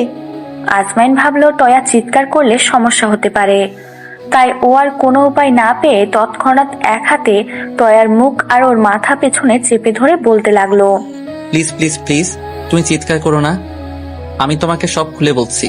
আসলে আমি তোমাকে যেদিন প্রথমবার দেখেছিলাম সেদিনই তোমার প্রেমে পড়ে যাই, আর আস্তে আস্তে যখন তোমাকে আরো কাছে থেকে দেখি তখন তোমাকে আরো ভালোবেসে ফেলি, আর নিজের বুকের বাঁ পাশে জায়গা দিয়ে ফেলি। তোমাকে এতটা ভালোবেসে ফেলেছি নিজেও জানি না, কিন্তু এটা জানি আমি তোমাকে খুব বেশি ভালোবাসি। তাই প্রত্যেক দিন তোমার কাছে আসি, আর তুমি আমাকে নিয়ে যেন ভাবো আর আমাকে ভালোবাসি ফেলো, সেই জন্য তোমাকে সারপ্রাইজ করার চেষ্টা করি। প্লিজ তুমি চিৎকার করো না। দেখো, আমি তোমাকে সত্যিকারে ভালোবাসি, তাই তোমার কাছে আসি। আমার কোনো বাজে ইন্টেনশন নেই, যদি থাকতো প্রথম দিনই তোমার সাথে কিছু করতে পারতাম। প্লিজ তুমি ভুলভাল কিছু ভেবো না। আজমাইন কথাগুলো বলেই টয়ার চোখের দিকে তাকালো, দেখলো টয়া ওর দিকে কেমন অদ্ভুত দৃষ্টিতে তাকিয়ে রয়েছে। টয়া একটা ঘোরের মধ্যে চলে গেছে। হঠাৎ করে আবার যখন মনে পড়লো একটা ছেলে ওর অনেকটা কাছে চলে এসেছে, তাই টয়া কিছু বলার জন্য শব্দ করতে লাগলো। আজমাইন বুঝতে পেরে আস্তে আস্তে টয়ার মুখের ওপর থেকে হাতটা নামিয়ে নিল, আর টয়া বলতে শুরু করলো, কে আপনি? আর আমার কাছে এসেছেন কেন? সরুন আমার কাছ থেকে, না হলে কিন্তু আমি চিৎকার করব। ওকে ওকে ওকে ওকে যাচ্ছি, কিন্তু কিন্তু তাও তুমি চিৎকার করো না। আসলে আমি তোমাকে সত্যিকারে ভালোবাসি, তাই প্রত্যেক দিন তোমাকে দেখতে আসি। প্লিজ তুমি চিৎকার করো না। আপনি এখনই এখান থেকে যান, না হলে কিন্তু খুব খারাপ হয়ে যাবে। আর কে আপনি? আমি কে সেটা না হয় পরে জেনো, এখন আমাকে নিয়ে একটু ভাবো আর ভালোবাসার চেষ্টা করো, তখন আমি তোমার সামনে নিজে থেকে এসে দাঁড়াবো। আজমাইন কথাটা টয়ার থেকে দূরে যেতে যেতে বলে উঠলো, সে স্বপ্ন তোমার কখনো পূরণ হবে না। আমি তোমাকে চিনি না, জানি না, ভালোবাসতে যাব কেন? আর কে তুমি? মাস্ক খোলো। এখনো সময় হয়নি জানেমান, যখন সময় হবে তখন আমি নিজে থেকেই সরাসরি তোমার সামনে আসবো, আর সবার সামনে চিৎকার করে বলবো আমি তোমাকে ভালোবাসি। কিছু বলার আগেই আজমাইন রুম থেকে বেরিয়ে গেল। আজমাইন বারবার ভাবছিল ওর টয়ার কাছে যাওয়ার সাথে সাথে টয়া একদম নিশ্চুপ হয়ে গিয়েছিল।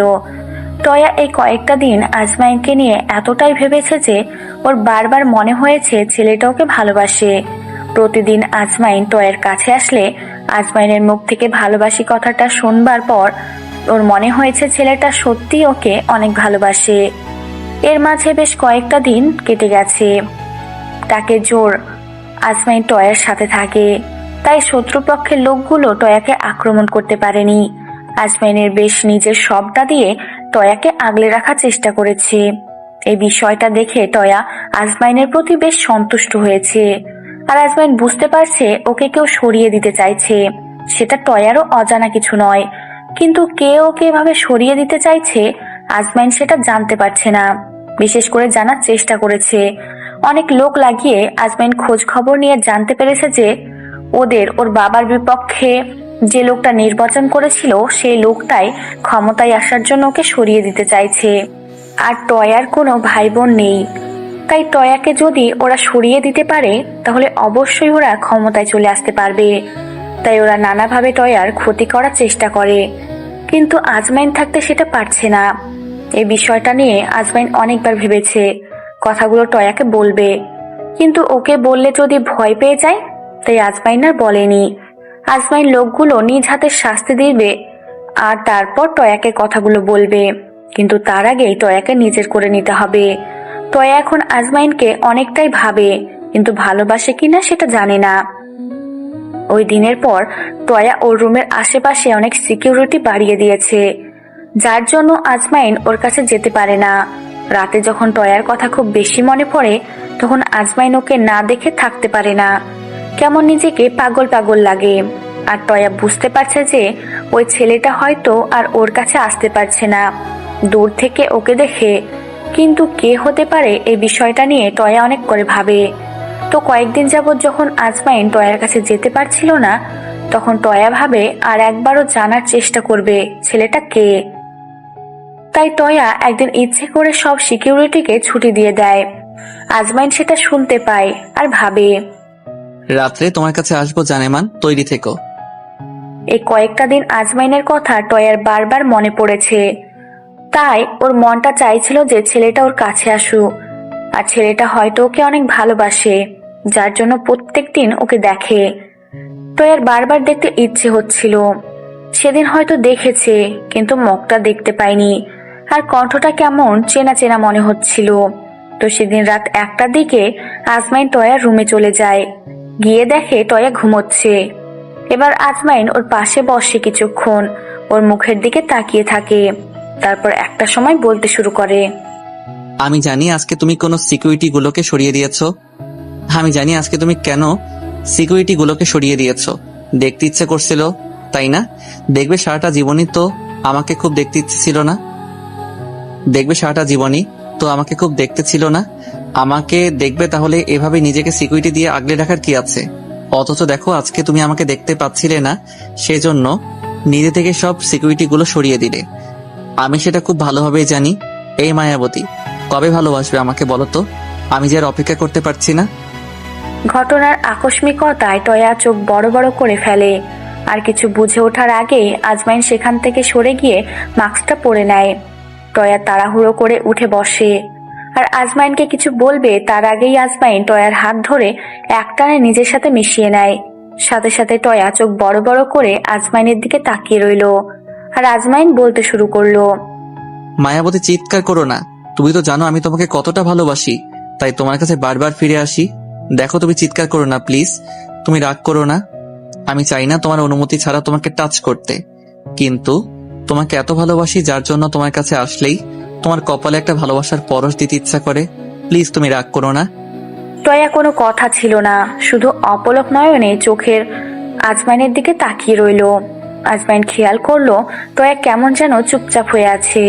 বেশ কিছুক্ষণ ধরে আজমাইন ওর দিকে তাকিয়ে রইল, আর টয়া চোখ বড় বড় করে ওর দিকে তাকিয়ে আছে, কিন্তু কোনো কথা বলছে না। বেশ কিছুক্ষণ পর আজমাইন দেখলো ওর চুলগুলো বারবার মুখের উপর এসে পড়ছে। তাই একটা হাত দিয়ে চুলগুলো ওর কানের পাশে গুজে দিতেই টয়া ওর কাছ থেকে ছোটার চেষ্টা করলেও আজমাইন ওকে ছেড়ে দেয়। তখন টয়া বলতে লাগলো, তুমি আর বারবার আমার কাছে এসো, আমাকে টাচ করো। আমাকে টাচ করার সাহস তোমাকে কে দিয়েছে? তুমি জানো আমি তোমার কি অবস্থা করতে পারি? জানি জানি মেরে জানেমান, কিন্তু আমি জানি তুমি তেমনটা করবে না, কারণ তুমি আমাকে নিয়ে কয়েকটা দিনে অনেক ভেবেছো ভালোবাসো কিনা জানি না, কিন্তু একটা সময় ঠিকই বাসবে। দেখো, আমি এত তাড়াতাড়ি তোমার সামনে আসতে চাই না। যেদিন তোমার মনে হবে যে তুমি আমাকে ভালোবাসতে পেরেছো আর আমি বুঝতে পারবো তোমার ভালোবাসাটা, সেদিন অবশ্যই তোমার সামনে আসবো। তোমার স্বপ্ন সেটা কখনো পূরণ হবে না। ফের যদি তুমি আমার কাছে আসো তাহলে কিন্তু আমি তোমাকে এর জন্য কঠোর শাস্তি দেব। জানি তুমি সেটা করবে না, কারণ তুমি আমাকে একটু হলেও মনে জায়গা দিতে শুরু করেছো। এসব উল্টোপাল্টা কথা তোমাকে কে বলেছে? তুমি আর ফের আমার কাছে আসবে না। ভালোবাসি, তাই না এসে থাকতে পারবো না। অবশ্যই আমাকে আসতে হবে। আসলে বুঝতে পারবে আমি কি করতে পারি আর কি না করতে পারি। এখনই বের হও আমার রুম থেকে। ওকে, যাচ্ছি। কথাটা বলেই আজমাইন টয়াকে একবার ভালো করে দেখে নিয়ে তারপর রুম থেকে বেরিয়ে গেল। আজমাইন যাওয়ার পর রুম থেকে যাওয়ার সাথে সাথে টয়া বিছানার উপর বসে পড়লো আর ভাবতে লাগলো। ছেলেটা কে? বারবার আমাকে এসে দেখে যায়, আর কেন জানি ওকে আমি আটকাতে পারি না। ও আমার কাছে আসলে নিশ্চুপ হয়ে যায়, আর কেমন হার্টবিট বেড়ে যায়। আর আজকে তো নিজে থেকে সিকিউরিটি গার্ডগুলোকে চলে যেতে বললাম, যাতে ও আমার কাছে আসতে পারে, কিন্তু ওর মুখটাই তো দেখতে পেলাম না। সবসময় ও মাস্ক পরে থাকে, তাহলে কি আমি ওকে চিনি? হবে হয়তো, সেই জন্য এইভাবে মাস্ক পরে আমার সামনে আসে। টয়া আবারও অন্য একদিন রাতে জেগেছিল, কিন্তু আজমাইন আর এর মধ্যে আসেনি। আজমাইন চাইছে টয়া ওকে নিয়ে ভাবুক। সেদিন রাতে টয়া একটা জিনিস লক্ষ্য করেছে যে ছেলেটা ওর কাছে আসে, ওর শরীরের পারফিউমটা কেমন যেন চেনা চেনা লেগেছে, কিন্তু কথায় ও এই স্মেলটা পেয়েছে সেটা মনে করতে পারছে না। টয়ার কিছুদিন ধরে মনে হচ্ছে এই স্মেলটাও আগে থেকেই চেনে, কিন্তু স্মেলটা কোথায় পেয়েছিল সেটা মনে করতে পারছে না। প্রতিদিনের মতো আজকেও টয়া একটা কাজের জন্য যাচ্ছিল, আজমাইন সাথেই যাচ্ছিল। আর আজমাইন গাড়িতে ওঠার সাথে সাথেই টয়া আবারও সে স্মেলটা আসলো। টয়ার আর বুঝতে বাকি রইল না এই স্মেলটা আজমাইল শরীর থেকে পেয়েছে। তারপরও টয়া ভালোভাবে কয়েকবার লক্ষ্য করে বুঝতে পারলো স্মেলটা আজমাইনের শরীরেই। তাই টয়া ভাবতে শুরু করেছে যে ছেলেটা হয়তো আজমাইন, কারণ ওই ছেলেটার কণ্ঠটা কেমন চেনা চেনা লাগছিল, আর ওর উচ্চতা, কথাবার্তা আর চুলগুলো পর্যন্ত একদমই আজমাইনের মতো। হয়তো রাত্রের বেলায় দেখে তাই ভালো করে বুঝতে পারে না, কিন্তু একটা অনুমান করেছে ছেলেটার কেউ না, আজমাইনই হবে। কথাগুলো ভেবে টয়ার ইচ্ছে হচ্ছিল আজমাইনকে জিজ্ঞেস করতে যে আজমাইন রাতে ওর ঘরে যায় কিনা। না না, জিজ্ঞেস করা যাবে না, তাহলে বলবে না। কিন্তু আমাকে বিষয়টা বুঝতে হবে, শিওর ওই ছেলেটাই আজমাইন কিনা। এই বিষয়টা নিয়ে টয়া বেশ কিছুদিন ধরে আজমাইনের উপর নজর রাখলো। টয়ার কাছে কেমন যেন সন্দেহজনক মনে হচ্ছিল। আজমাইনের কথাবার্তা আর ওর শরীরের সেই স্মেলটা একই রকম লাগছিল। আজমাইন সেদিন রাতে ভুল করে পারফিউমটা শরীরে লাগিয়েছিল, যার কারণে এইভাবে টয়ার কাছে ধরা খেয়ে গেছে। কিন্তু আজমাইন জানে না যে বিষয়টা টয়া বুঝতে পেরে গেছে। টয়া আজমাইনের উপর বেশ কিছুদিন ধরে নজর রেখেছে, বোঝা যাচ্ছিল না সেই ছেলেটা আজমাইন, কিন্তু টয়া নজর রেখেছে, কিন্তু বোঝা না এক প্রকার শিওর হয়ে গেছে ওই ছেলেটার কেউ নয় আজমাইন, তাই ওর উপর নজর রাখছে। তো পরদিন টয়ার কোনো ব্যস্ততা না থাকায় আজমাইনও কোনো কাজ ছিল না, তাই আজমাইন নিজের রুমে শুয়ে শুয়ে টয়ার একটা ছবি মোবাইলে দেখছিল আর তার সাথে কথা বলছিল।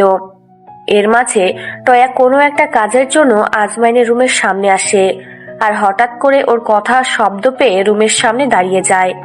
আজমাইন তখন বলছিল, মায়াবতী, তোমাকে এত ভালোবাসি যে তোমাকে বোঝাতে পারবো না, কিন্তু তুমি তোমার চারপাশে যেভাবে সিকিউরিটি গার্ডগুলো দিয়ে নিজেকে সবসময় ঘিরে রেখেছো যে তোমার কাছে যাওয়ার মতো কোনো সুযোগই পাই না। আর রাতেও তো তুমি তোমার কাছে যেতে বারণ করেছো, তাই তোমার কাছে যেতে পারছি না। মায়াবতী, আমি তোমাকে সত্যি অনেক বেশি ভালোবাসি। তোমাকে বললে তুমি বিশ্বাস করতে পারবে না, কিন্তু আমি চাই, তোমার কাছে না গিয়ে থাকতে পারছি না।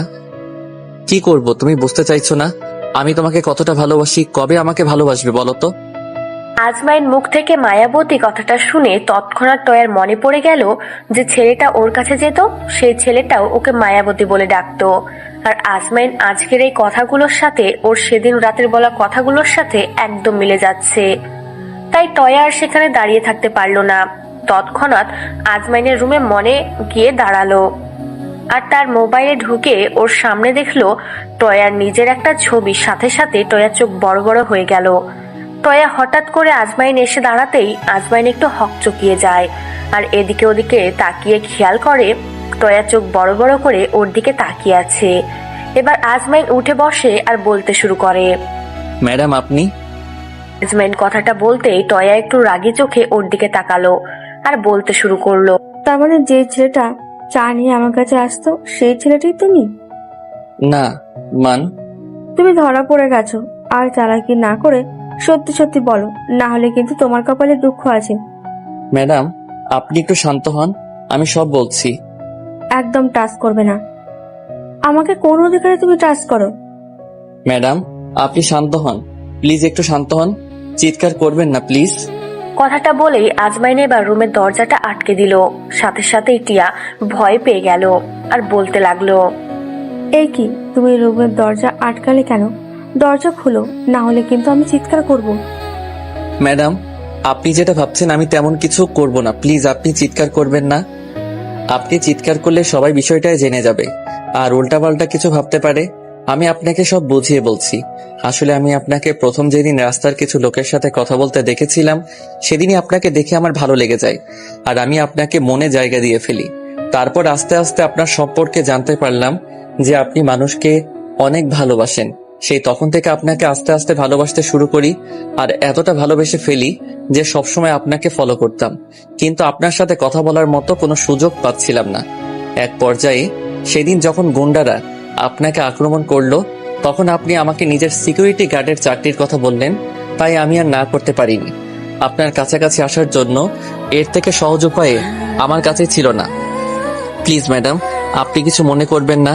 আসলে আমি আপনাকে ভালোবাসি, সেই জন্যই আপনার কাছে এসেছি আর আমার বিশ্বাস আছে আপনি আমাকে একটু একটু করে ভালোবাসবেন। কখনো আমি তোমাকে ভালোবাসতে যাব না। আর তুমি ভাবলে কি করে তোমার মতো একটা ছেলেকে আমি ভালোবাসতে যাব? ম্যাডাম, আপনি যখন জেনে গেছেন আমি আপনাকে প্রত্যেক দিন দেখতে আসতাম আর সেই ছেলেটাই আমি, প্লিজ এটা কাউকে বলবেন না। এরপর আপনি হয়তো আমাকে আর আপনার কাছে রাখবেন না, কারণ আপনি জেনে গেছেন। কিন্তু ম্যাডাম দেখুন, আমি এই কয়েকটা দিনের মধ্যেই জানতে পেরেছি যে লোকগুলো বারবার আপনার উপর অ্যাটাক করেছে। সেই লোকগুলো আপনার বাবার উপর অ্যাটাক করেছিল। তাই প্লিজ আপনি আমাকে এখান থেকে তাড়িয়ে দেবেন না। আপনার সেফটির জন্য হলেও আপনি আমাকে আপনার সাথে রাখুন, না হলে আপনার কোনো বড় ক্ষতি হয়ে যাবে। আর আপনার কিছু হয়ে গেলে আমি নিজেকে কখনো ক্ষমা করতে পারবো না। আমি বেঁচে থাকতে আমার ভালোবাসার মানুষটার কিছু হয়ে যাবে, সেটা আমি সহ্য করতে পারবো না। প্লিজ ম্যাডাম, আপনি আমাকে এখান থেকে তাড়াবেন না। ওরা যে কোনো সময় আপনার উপর আক্রমণ করতে পারে। আমি এই কথাগুলো আপনাকে অনেক আগে বলতে চেয়েছিলাম, কিন্তু আপনি ভয় পাবেন ভেবে এটা বলিনি, কিন্তু আজকে বলতে বাধ্য হয়েছি। প্লিজ আপনি নিজের কথা ভেবে হলেও আমাকে এভাবে তাড়িয়ে দেবেন না। আপনার সামনে অনেক বড় বিপদ। আজমাইনের বলা কথায় টয়া মাথা নিচু করে বারবার ভাবছিল। এবার আজমাইন টয়ার আরো একটু কাছে এসে বলতে শুরু করে, ম্যাডাম, আপনি আমাকে যেমনই ভাবেন না কেন, সবচেয়ে বড় সত্যি হচ্ছে আমি আপনাকে অনেক বেশি ভালোবাসি। আমি এর জন্য আপনাকে জোর করব না, কারণ ভালোবাসা জোর করে হয় না। আর আপনি একজন বড় মনের মানুষ, তাই আপনাকে আমি এতটা ভালোবেসে ফেলেছি। আমি জানি একটা সময় আপনি আমাকে ভালোবাসবেন, তার জন্য আমি আপনাকে সময় দিচ্ছি। টয়া কোনো কথা না বলে হনহন করে রুম থেকে বেরিয়ে গেল। আর আজমাইন বিছানায় বসে ভাবতে লাগলো, এটা কি হয়ে গেল। আজমাইন চেয়েছিল যারা টয়াকে মারতে চায় তাদের বিরুদ্ধে অ্যাকশন নিয়ে তারপরও সামনে দাঁড়াতে, কিন্তু টয়া যখন জেনে গেছে যে আজমাইন ওকে ভালোবাসে, তাই আজমাইন ভাবছিল এখান থেকে রোজ টয়াকে নিজের ভালোবাসার কথাগুলো বলতে থাকবে। অন্যদিকে আজমাইনের কথায় টয়া একটু ভয় পেয়ে গেল যে ওকে মারতে চায়, তাই টয়া নিজের সেফটির জন্য আজমাইন আর কিছু বলল না। এখন চাইলেও টয়া আজমাইনকে নিজের সাথে রাখতে হবে। টয়া এখন ওর আশেপাশে আরো বেশি সিকিউরিটি বাড়িয়ে দিয়েছে, কিন্তু যে লোকগুলো ওর উপর অ্যাটাক করেছে সে লোকগুলো আজমাইন খুঁজে পাচ্ছিল না। আজমাইন ভেবেছে ওদের খুঁজে পেলে আইনের আওতায় আনবে, তারপর টয়াকে যেভাবেই হোক নিজের করে নিবে। দরকার পড়লে টয়ার বাসায় আব্বু আম্মুকে পাঠাবে বিয়ের কথা বলার জন্য। আর টয়া আস্তে আস্তে আজমাইনের সাথে থাকতে থাকতে এমনিতেই ওকে ভালোবেসে ফেলবে। আজমাইন কথাগুলো ভেবে ঠিক করে এখন থেকে টয়াকে সামনাসামনি গিয়েই প্রপোজ করবে। আজকে কোনো কাজ না থাকার কারণে আজমাইন দিনের বেলাতেই টয়ার রুমের সামনে গিয়ে দেখে ও বিছানায় শুয়ে এক মনে কি যেন ভাবছে। তখন আজমাইন রুমে ঢুকে দরজাটা আটকে দেয়। শব্দ পেয়ে টয়া একটু হকচকিয়ে যায় আর উঠে বসে। তারপর আজমাইন দেখে বলতে শুরু করে, এত রাগারাগি করো কেন সবসময়? সবার সাথে কত ভালো ব্যবহার করো, আর আমার কাছে আসলেই এরকম রাগি মুটে কথা বলো। এত ভালোবাসি, একটু বোঝো না কেন বলো তো? তুমিও একটু আমাকে ভালোবাসতে পারো, তাই না? এই, তুই এখান থেকে বেরোবি নাকি আমি সিকিউরিটি রাখবো? আমি তোমার ওই চেলাগুলোকে ভয় পাই নাকি? তুমি জানো আমি কি করতে পারি আর না পারি? ওইগুলো তো আমার হাতের ময়লা, যে কোনো সময় হাত সাফাই করে দিতে পারি। কিন্তু না, আমি তা করব না, কারণ তোমার সেফটির জন্য ওদের প্রয়োজন আছে। আর এত লাফালাফি করে কেন তোমার কাছে আসলে? আজমাইন কথাগুলো বলে টয়ার দিকে এগোতে লাগলো। আর টয়া আজমাইনকে এগোতে দেখে উঠে পেছোতে লাগলো। টয়ার কিছু বুঝে ওঠার আগেই আজমাইন হঠাৎ করে একটা হাত ওর হাত ধরে হ্যাচকা টানে ফোন দিয়ে থেকে নিজের বুকে এনে ফেলে আর টয়ার কোমর জড়িয়ে ধরে নিজের সাথে মিশিয়ে নেয়। ঘটনার আকস্মিকতায় টয়া চোখ বড় বড় করে আজমাইনের দিকে তাকিয়ে রইল। সাথে সাথেই আজমাইন মুচকে একটা হাসি দিয়ে ওর কপালে একটা কিস করে বলতে শুরু করলো, মায়াবতী, তোমার মধ্যে কি এমন মায়া আছে বলো তো, যার জন্য বারবার আমাকে তোমার কাছে বছরের মধ্যে টানে? প্লিজ একবার ভালোবেসে দেখো, সত্যি অনেক ভালোবাসবো তোমাকে, একটা সুযোগ দাও তোমাকে ভালোবাসার। টয়া এবার ছোটার চেষ্টা করলো আর বলতে লাগলো, আজমাইন ভালো হচ্ছে না, কিন্তু আমাকে ছেড়ে দাও প্লিজ, আমাকে ছাড়ো। উফ, এত লাফালাফি করছো কেন? একটু দাঁড়াও না, যে জন্য আসলাম সেজন্য সে কাজের কাজ তো কিছুই হলো না। মানে? তোমাকে আদর করতে আসছি। অবশ্য তোমাকে টাচ করতে চেয়েছিলাম না, কিন্তু তুমি তো আমাকে ভালোই বাসতে চাচ্ছ না, তাই ভেবেছি তোমাকে নিজের কাছে টেনে একটু যদি স্পর্শ করি তখন অবশ্যই তুমি আমাকে ফিল করবে আর আমাকে না চাইতে ভালোবাসতে বাধ্য হবে। সেটা কখনো হবে না। কেন? এক্ষুনি ছাড়ো আমাকে আর রুম থেকে বের হও। আই লাভ ইউ মায়াবতী, অনেক ভালোবাসি তোমাকে, থাকতে পারবো না তোমাকে ছাড়া, বিশ্বাস করো। টয়া আজমাইনের বুকে মাথা রাখতে বুঝতে পারলো আজমাইনের হার্ট অনেক স্পিডে চলছে। আজমাইনও টয়াকে জড়িয়ে ধরে ওর নিজের মনের কথাগুলো প্রকাশ করে যাচ্ছিল, কিন্তু টয়া এখনো কথা বলতে পারছিল না। হঠাৎ করেই টয়ার ঘোর কাটতেই ও তৎক্ষণাৎ ও আজমাইন থেকে নিজেকে ছাড়িয়ে নিতে গেলে আজমাইন ওকে ছেড়ে দেয়। তখন টয়া বেশ রাগী কণ্ঠে বলতে শুরু করে, আমি সবই জানি, কিন্তু বিশ্বাস করো টয়া, আমি তোমাকে সত্যি অনেক বেশি ভালোবাসি, তাই তোমার কাছে না এসে থাকতে পারি না। প্লিজ একটাবার আমাকে অ্যাকসেপ্ট করে নাও, ভালোবেসে দেখো, তোমাকে কখনো কষ্ট পেতে দিব না। তুই ভাবতে পারলি কি করে তোর মতো একটা ছেলেকে আমি ভালোবাসতে যাব? কি আছে তোর আর আমাকে? কি আছে তোর আর আমাকে? দেখ, আমি একজন এমপি হয়ে তোকে ভালোবাসতে যাব কি দেখে? কথাটা বলতেই আজমাইন একটু হাসতে লাগলো আর বলল, এমপিরা কি ভালোবাসে না, নাকি তাদের মন বলতে কিছু হয় না? কথাটা বলতেই টয় একটু মাথাটা নিচু করে নিল আর ভাবতে লাগলো আজমাইন বলে কথা। আজমাইন আবারও টয়ের অনেকটা কাছে চলে আসে, তারপর ওর মুখের দুই পাশে হাত রাখতেই টয়া এক ঝটকায় আজমাইনের হাতটা সরিয়ে নিয়ে ওকে কিছুক্ষণ বকা দিতে থাকে। আজমাইন কোনো উপায় না পেয়ে রুম থেকে বেরিয়ে যায়। আজমাইন একটা জিনিস লক্ষ্য করেছে, ও যখনই টয়ের কাছে এসেছে তখনই টয়া ওকে কিছু বলতে পারেনি। এভাবে পরপর আজমাইন বেশ কয়েকটা দিন টয়ার কাছে এসেছে, কিন্তু ও আজমাইনকে কিছুই বলতে পারেনি আর কিংবা নিজের সাথে জড়িয়ে ধরেছে। টয়া অনেকটা শান্ত হয়ে যায়, একটা ঘোরের মধ্যে চলে যায়, বুঝতেই পারে না কেন এরকম হয়। কিন্তু আবার টয়ার যখন ঘোর কাটতে নিজেকে ছাড়িয়ে নেয় তখন আজমাইনের উপর খুব রাগ হয়। টয়া এই বিষয়টা নিয়ে প্রত্যেকদিন ভাবে, তাই কোনো কাজে মন দিতে পারছে না। আজমাইনের কথা টয়ার এত মনে পড়েছে, কোনো কাজ করতে গেলেই বারবার ভুল হচ্ছে। আজমাইনকে নিয়ে ভাবলে চলবে না, কারণ একজন এমপি, তাই এলাকার আর দেশের মানুষের কথা ভাবতে হবে। কিন্তু কিছুতেই নিজের মনকে থেকে সরাতে পারছে না আজমাইনের উপর থেকে। আমি ওকে নিয়ে এত কেন ভাবছি? তাহলে কি আমি ওকে ভালোবেসে ফেললাম? না না, সেটা কি করে হয়? আমার ওকে নিয়ে ভাবলে চলবে না, আর আজমাইনকে ভালোবাসলেও চলবে না। আমার মানুষটাকে নিয়ে ভাবতে হবে। ওকে ভালো আমি বাসতে পারবো না, আর সেটা কখনো সম্ভব নয়। আর ওর কি আছে যে আমি ওকে ভালোবাসতে যাব? ওকে যে করেই হোক নিজের মন থেকে সরাতে হবে। আর আজকে না হলে বারবার আজমাইন আমার কাছে আসতে থাকবে আর আমাকে ওর ভালোবাসার কথাগুলো বলতে থাকবে। আজমাইন আমার কাছে আসলে ওকে সরাতে পারি না কেন? ওকে আমার থেকে দূরে সরিয়ে দিতে হবে, তাহলে আমি আর ওর কথা ভাববো না। এর মাঝে আজমাইন একদিন আব্বু আম্মুর সাথে কথা বলতে বারবার মনে হচ্ছিল আব্বু আম্মু কেমন আছে সেটা জানার জন্য, তাই আজমাইন আর নিজের ইচ্ছেটাকে ধরে রাখতে পারলো না। আম্মুর নাম্বারে ফোন দিতেই আম্মু তৎক্ষণাৎ ফোনটা রিসিভ করে, আম্মু কেমন আছো?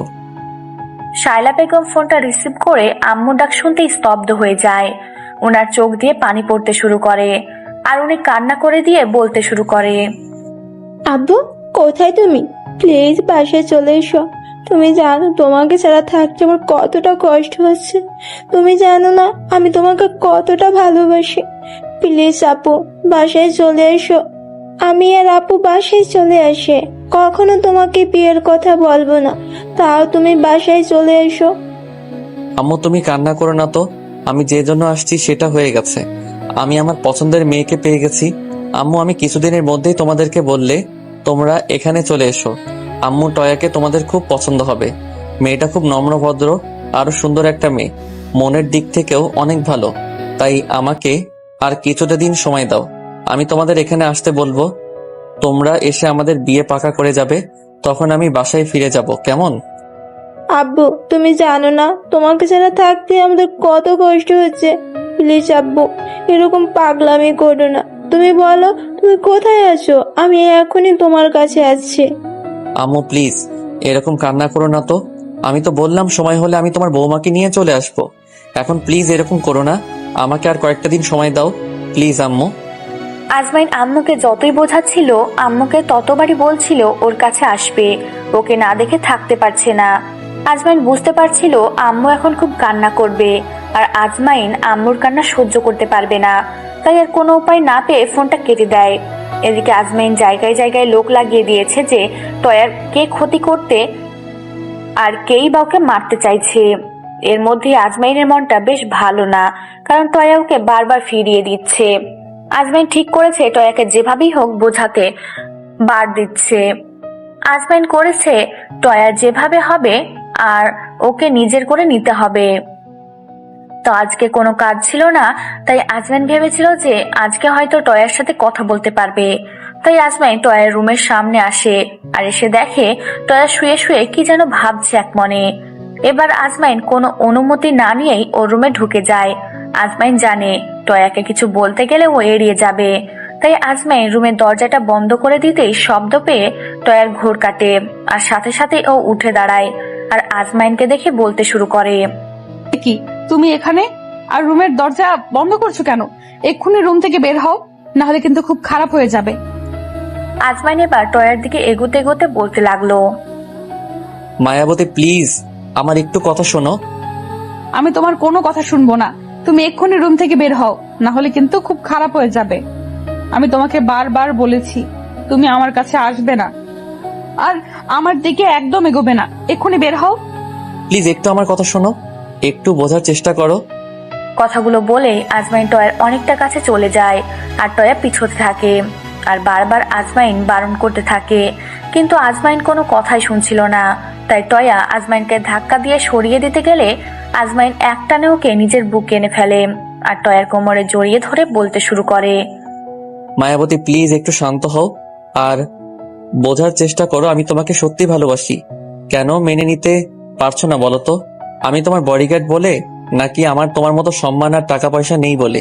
টয়া কোনো কথা বলছিল না, নিস্তুপ হয়ে গেছিল। আজমাইন টয়ার কাছে আসলেই ও কেমন যেন নিস্তুপ হয়ে যায়, তাই ও কথা বলতে পারছিল না। এবার আজমাইন বুঝতে পারলে ওকে কথা বলে কোনো কাজ হবে না, তাই আজমাইন ওকে শান্ত করার জন্য ওর মুখে জোরে সোরে একটা ফু দেয় আর বলতে লাগলো, প্লিজ একটু বোঝার চেষ্টা করো। সত্যি আমি তোমাকে অনেক বেশি ভালোবাসি, কেন মেনে নিতে পারছো না বলো তো? দেখো আমি তোমার বডিগার্ড, এটা কোনো ফ্যাক্ট না।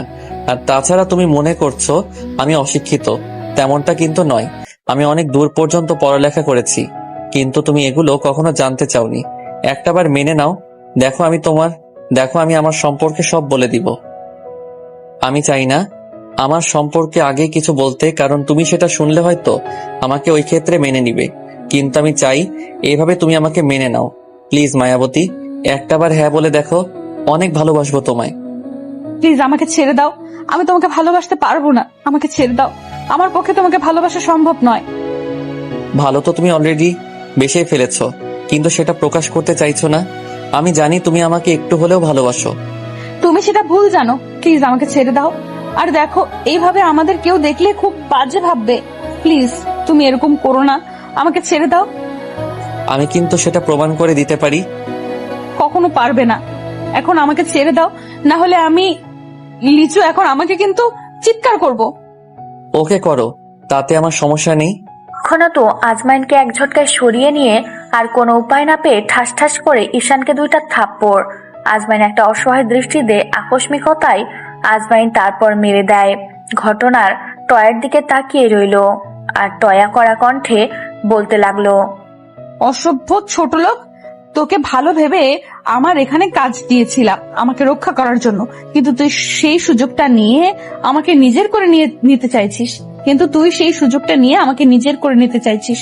তুই ভাবলি কি করে তোর মতো একটা ছোট লোককে আমি ভালোবাসতে যাব? আমি তো ভাবনা দেখে অবাক হয়ে যাচ্ছি। তুই কি করে ভাবলি আমি তোকে ভালোবাসতে যাব? ভাবলি কি করে? 2-3 দিন আমাকে প্রপোজ করলে আর আমাকে কয়েকটা ফুল দিয়ে গেলে আমি তোকে ভালোবাসতে যাব? তাহলে সেটা তোর ভুল ধারণা। তুই জানিস না আমি একজন এমপি হয়ে আমি তোর মতো সাধারণ মানুষকে কেন ভালোবাসতে যাব? তুই বুঝিস না তুই আমার কাছে আসলে আমার অসহ্য লাগে। সহ্য করতে পারি না। তোকে আমার দেহরক্ষী হিসেবে রেখেছি, কিন্তু আমার স্বামী হিসেবে নয়। তুই বারবার কেন আমার কাছে আসিস? তুই বুঝিস না তোকে আমার সহ্য হয় না? তুই কেন বুঝিস না? তুই আমার কাছে আসলে আমার খারাপ লাগে। আর ভালোবাসা, তোকে ভালোবাসতে যাব আমি? লেভেলে কালো আমি, তুই বুঝিস না? তোর লেভেল আর আমার লেভেল এক না। তারপরও কেন বারবার আমার কাছে আসিস? যে পুরুষত্বটা দেখাতে চাস? তুই কি ভাবিস আমি আমার সম্মানের জন্য চিৎকার করি না? যদি ভেবে থাকিস হ্যাঁ তাই, কিন্তু তোর লজ্জা নেই। বারবার তোকে বলার পরও তুই আবার আমার কাছে আসিস। টয়ার শেষ কথাটা শুনে আজমাইন ওকে হাত দিয়ে থামিয়ে দিয়ে বলতে লাগলো, এনাফ ম্যাডাম, অনেক বলেছেন। আমি আপনাকে ভালোবাসি বলেই বারবার আপনার কাছে আসতাম। হ্যাঁ, আমি নির্লজ্জ বেহায়া ছোট লোক, কিন্তু এই ছোট লোকটা আপনাকে কতটা ভালোবাসে আপনি সেটা বুঝতে পারলেন না, আর বোঝার চেষ্টাও করলেন না। আসলে কি জানেন তো, আমি জানতাম যে সত্যিকারের ভালোবাসলে শুধু কষ্ট, কিন্তু আজকে সেটা বুঝতে পারলাম। আমি অনেকবার শুনেছি সত্যিকারের ভালোবাসাটা কেউ বুঝতে পারে না, শুধু ভালোবাসলে কষ্ট পেতে হয়, আর আজকে সেটা প্রমাণ পেলাম। আসলে সত্যিকারে ভালোবেসেছি, তাই চেয়েছিলাম জীবনের সাথে তোমাকে জড়াতে। আব্বু আম্মু আমাকে বলেছিল বিয়ে করার জন্য, তাই নিজের পছন্দের কাউকে ভালোবেসে তাকে নিজের লাইফে আনতে চেয়েছিলাম। কিন্তু সত্যিকারে ভালোবেসে যে আমি একটা নির্লজ্জ বেহায়া ছোট লোক হয়ে যাব, সেটা আমি জানতাম না। আপনি এটা ভাববেন না যে আপনার কাছে ভালোবেসে আমি আপনার কাছে পড়ে আছি। আপনি আমাকে যখন প্রথম কয়েকবার অবহেলা করেছেন তখনই আমার খুব কষ্ট হচ্ছে। আমি চাইলে তখনই আপনাকে ছেড়ে চলে যেতে পারতাম, কারণ জোর করে কাউকে ভালোবাসা যায় না, আর ভালোবাসা হয় না। আমি আপনাকে আমার চয়টা দেইনি কারণ আমি চাই, কারণ আমি নাই। আমি আপনি আমাকে আসল পরিচয়টা তার না, আমার অবস্থাতে ভালোবাসেন। আমি আপনার কাছে এই জন্যই আছি যে কেউ আপনার ক্ষতি করতে চাই। আমি আপনাকে ভালোবাসি, তাই আমার সামনে আমার ভালোবাসার মানুষটার কেউ ক্ষতি করবে সেটা আমি হতে দেই কি করে? তাই আপনার কাছে পড়ে আছি। আপনার ক্ষতি করার মতো যারা আছে ওদেরকে খুঁজে বের করি, তারপর আমি নিজে থেকে চলে যাব। তার আগে আমাকে চলে যেতে বলেন না, আমি এমনটা করতে পারবো না। আপনি যা শাস্তি দেওয়ার আমাকে দিতে পারেন, কিন্তু আমি তাও আপনার এখান থেকে যাব না যতদিন না ওই লোকগুলো খুঁজে পাবো থেকে, বা যতদিন পর্যন্ত না ওই লোক বের করতে পারবো। আর আপনাকে টাচ করার জন্য, আপনাকে বিরক্ত করার জন্য আমি আসলে অনেক দুঃখিত। আমি বুঝতে পারিনি যে সত্যিকারের ভালোবাসলে বিপরীত পাশের মানুষটা তাকে এতটাই মূল্য দেয়। আপনি আমাকে মাফ করবেন আপনাকে ডিস্টার্ব করার জন্য। আর কখনো আমি আপনার কাছে আসবো না, আর আপনি চাইলেও না। আজমাইন কথাগুলো বলে সেখান থেকে তৎক্ষণাৎ বেরিয়ে গেল। আজমাইন আজকে খুব কষ্ট হচ্ছিল, জীবনে এতটা কষ্ট কখনো পায়নি। টয়া রুম থেকে বেরোনোর সময়ও চোখ মুছতে মুছতে বের হলো, সেটা টয়া স্পষ্ট দেখতে পেল। এভাবেই কয়েকটা দিন কেটে গেছে। টয়া এখন একটা বিষয় খেয়াল করেছে যে আজমাইন আর আগের মতো ওর কাছে আসে না। শুধু কাজের ক্ষেত্রে টয়া যেটা করতে বলে তাই করে। আজমাইন সবসময় টয়ার সাথে থাকলেও করে। আজমাইন টয়ার সাথে একটাবার ওর মুখের দিকে তাকায় না, সব সময় মাথা নিচু করে থাকে। আর ভেবেছে যারা টয়াকে মারার চেষ্টা করছে ওই লোকগুলো শাস্তি দিয়ে তারপর এখান থেকে চলে যাবে, যাতে টয়ার কোনো ক্ষতি করতে ওরা না পারে। এর মাঝে কেটে গেল আরো 15টা দিন। আজমাইন যে লোকগুলোকে লাগিয়ে দিয়েছে তাদের মাধ্যমে সব শেষে ও জানতে পারে যে এখানকার যে আগের এমপি ছিল, অর্থাৎ টয়ার বাবা, ওনার বিপক্ষে যে লোকটা নির্বাচন করেছিল নাম শামসু খান, ওই লোকটাই টয়ার আর ওর বাবাকে মারার চেষ্টা করেছে। আজমাইন বিষয়টা জানতে পেরে তৎক্ষণাৎ ওর মাথাটা গরম হয়ে যায়, কিন্তু ও সরাসরি ওদের উপর কোনো আক্রমণ করতে পারছিল না। তাই বিষয়ে একটা প্ল্যান করতে থাকে, ওদের কিভাবে হাতে নাতে ধরবে। তো কয়েকদিন পর টয়ার বড় একটা প্রোগ্রাম আছে, তাই আজমাইন ঠিক করেছে এই প্রোগ্রামের পরে শামসু খানকে পুলিশের হাতে ধরিয়ে দিবে, কিংবা দরকার পড়লে ওকে টয়ার পথ থেকে সরিয়ে দেবে, তাও টয়ার কোনো ক্ষতি হতে দিবে না। দেখতে দেখতে ওই প্রোগ্রামের দিনটা চলে আসে। আজমাইন বেশি ভয় পাচ্ছে যে আজকে কেউ টয়ার উপর অ্যাটাক করে না বসে, তাই আজমাইন আলাদাভাবে টয়ার নিরাপত্তার জন্য কিছু পুলিশের কাছে আরো নিরাপত্তার জন্য কিছু লোক চেয়েছে, তাই ওরাও টয়ার নিরাপত্তার জন্য কিছু লোক দিয়েছে। প্রোগ্রামটা বাসা থেকে দূরে, যেতে প্রায় ঘন্টাখানেকের মতো লাগবে। অন্যদিকে শামসু ঠিক করেছে এই প্রোগ্রামে যাওয়ার সময়ই ওরা টয়াকে অ্যাটাক করবে, তাইও অনেক গুন্ডা পান্ডা নিয়ে জায়গা মতো চলে যায়। তো কিছু দূর আসতেই হঠাৎ করে সে প্রথম দিন টয়ার উপর যেমন অ্যাটাক হয়েছিল ঠিক তেমনই ভাবে রাস্তার মধ্যে ওর মধ্যে একটা গাছ আড়াআড়ি ভাবে পড়ে আছে, যেটা দেখে আজমাইন বুঝে যায় এখানে কিছু হতে যাচ্ছে। তাই আজমাইন টয়াকে বলে, ম্যাডাম, যত যাই হয়ে যাক আপনি কিন্তু গাড়ি থেকে নামবেন না। আজমাইনের কথায় টয়া অনেকটা ভয় পেয়ে যায়। এবার আজমাইন ওর সিকিউরিটি গার্ডদের উদ্দেশ্য করে বলে, সিকিউরিটি, তোমরা গিয়ে গাছ সরিয়ে দিয়ে আসো। আসমাইনের কথা মতো সিকিউরিটি গার্ডগুলো সবেমাত্র গাছে হাত দিয়েছে, সাথে সাথেই কয়েকজন রাউন্ড গুলি এসে 3-4 জন লোকের বুক ঝাঁঝরা করে দেয়, আর সাথে সাথে সিকিউরিটি গার্ডগুলো রোডে পড়ে যায়, যেটা দেখার সাথে সাথে টয়া বেশ ভয় পেয়ে যায়, আর টয়ার মুখটা নিমেষের মধ্যে কালো হয়ে যায়। আজমাইনের বুকটা ধক করে ওঠে, এই বুঝি টয়ার কিছু হয়ে গেল। ঘটনার আকস্মিকতায় সবাই বেশ চমকে গেছে। এর মাঝে চারপাশ থেকে বেশ কিছু লোক উঠে আসতে শুরু করে, যেটা দেখে আজমাইন গাড়ি থেকে নেমে যায় আর ওর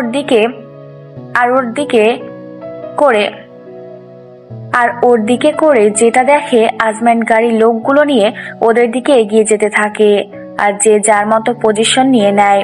এবার এলোপাথারি গুলি ছুটতে থাকে সবাই, শুরু হয়ে যায় তুমুল গন্ডগোল। টয়া একদম ভয়ে চুপসে গেছে, আর আজমাইন ওর গাড়ির সামনে দাঁড়িয়ে শত্রুপক্ষের লোকদের উদ্দেশ্য করে গুলি ছুটছে। এমন পরিস্থিতিতে টয়া ভয় পেয়ে যায়, আর ওর বারবার মনে হচ্ছিল আজমাইনের কিছু না হয়ে যায়। তাই টয়া গাড়ির মধ্যে থেকে আজমাইনকে জোরে জোরে ডাকছিল, কিন্তু গাড়ির মধ্যে থেকে কোনো শব্দ বের হচ্ছিল না, তাই আজমাইন কিছুই শুনতে পাচ্ছিল না।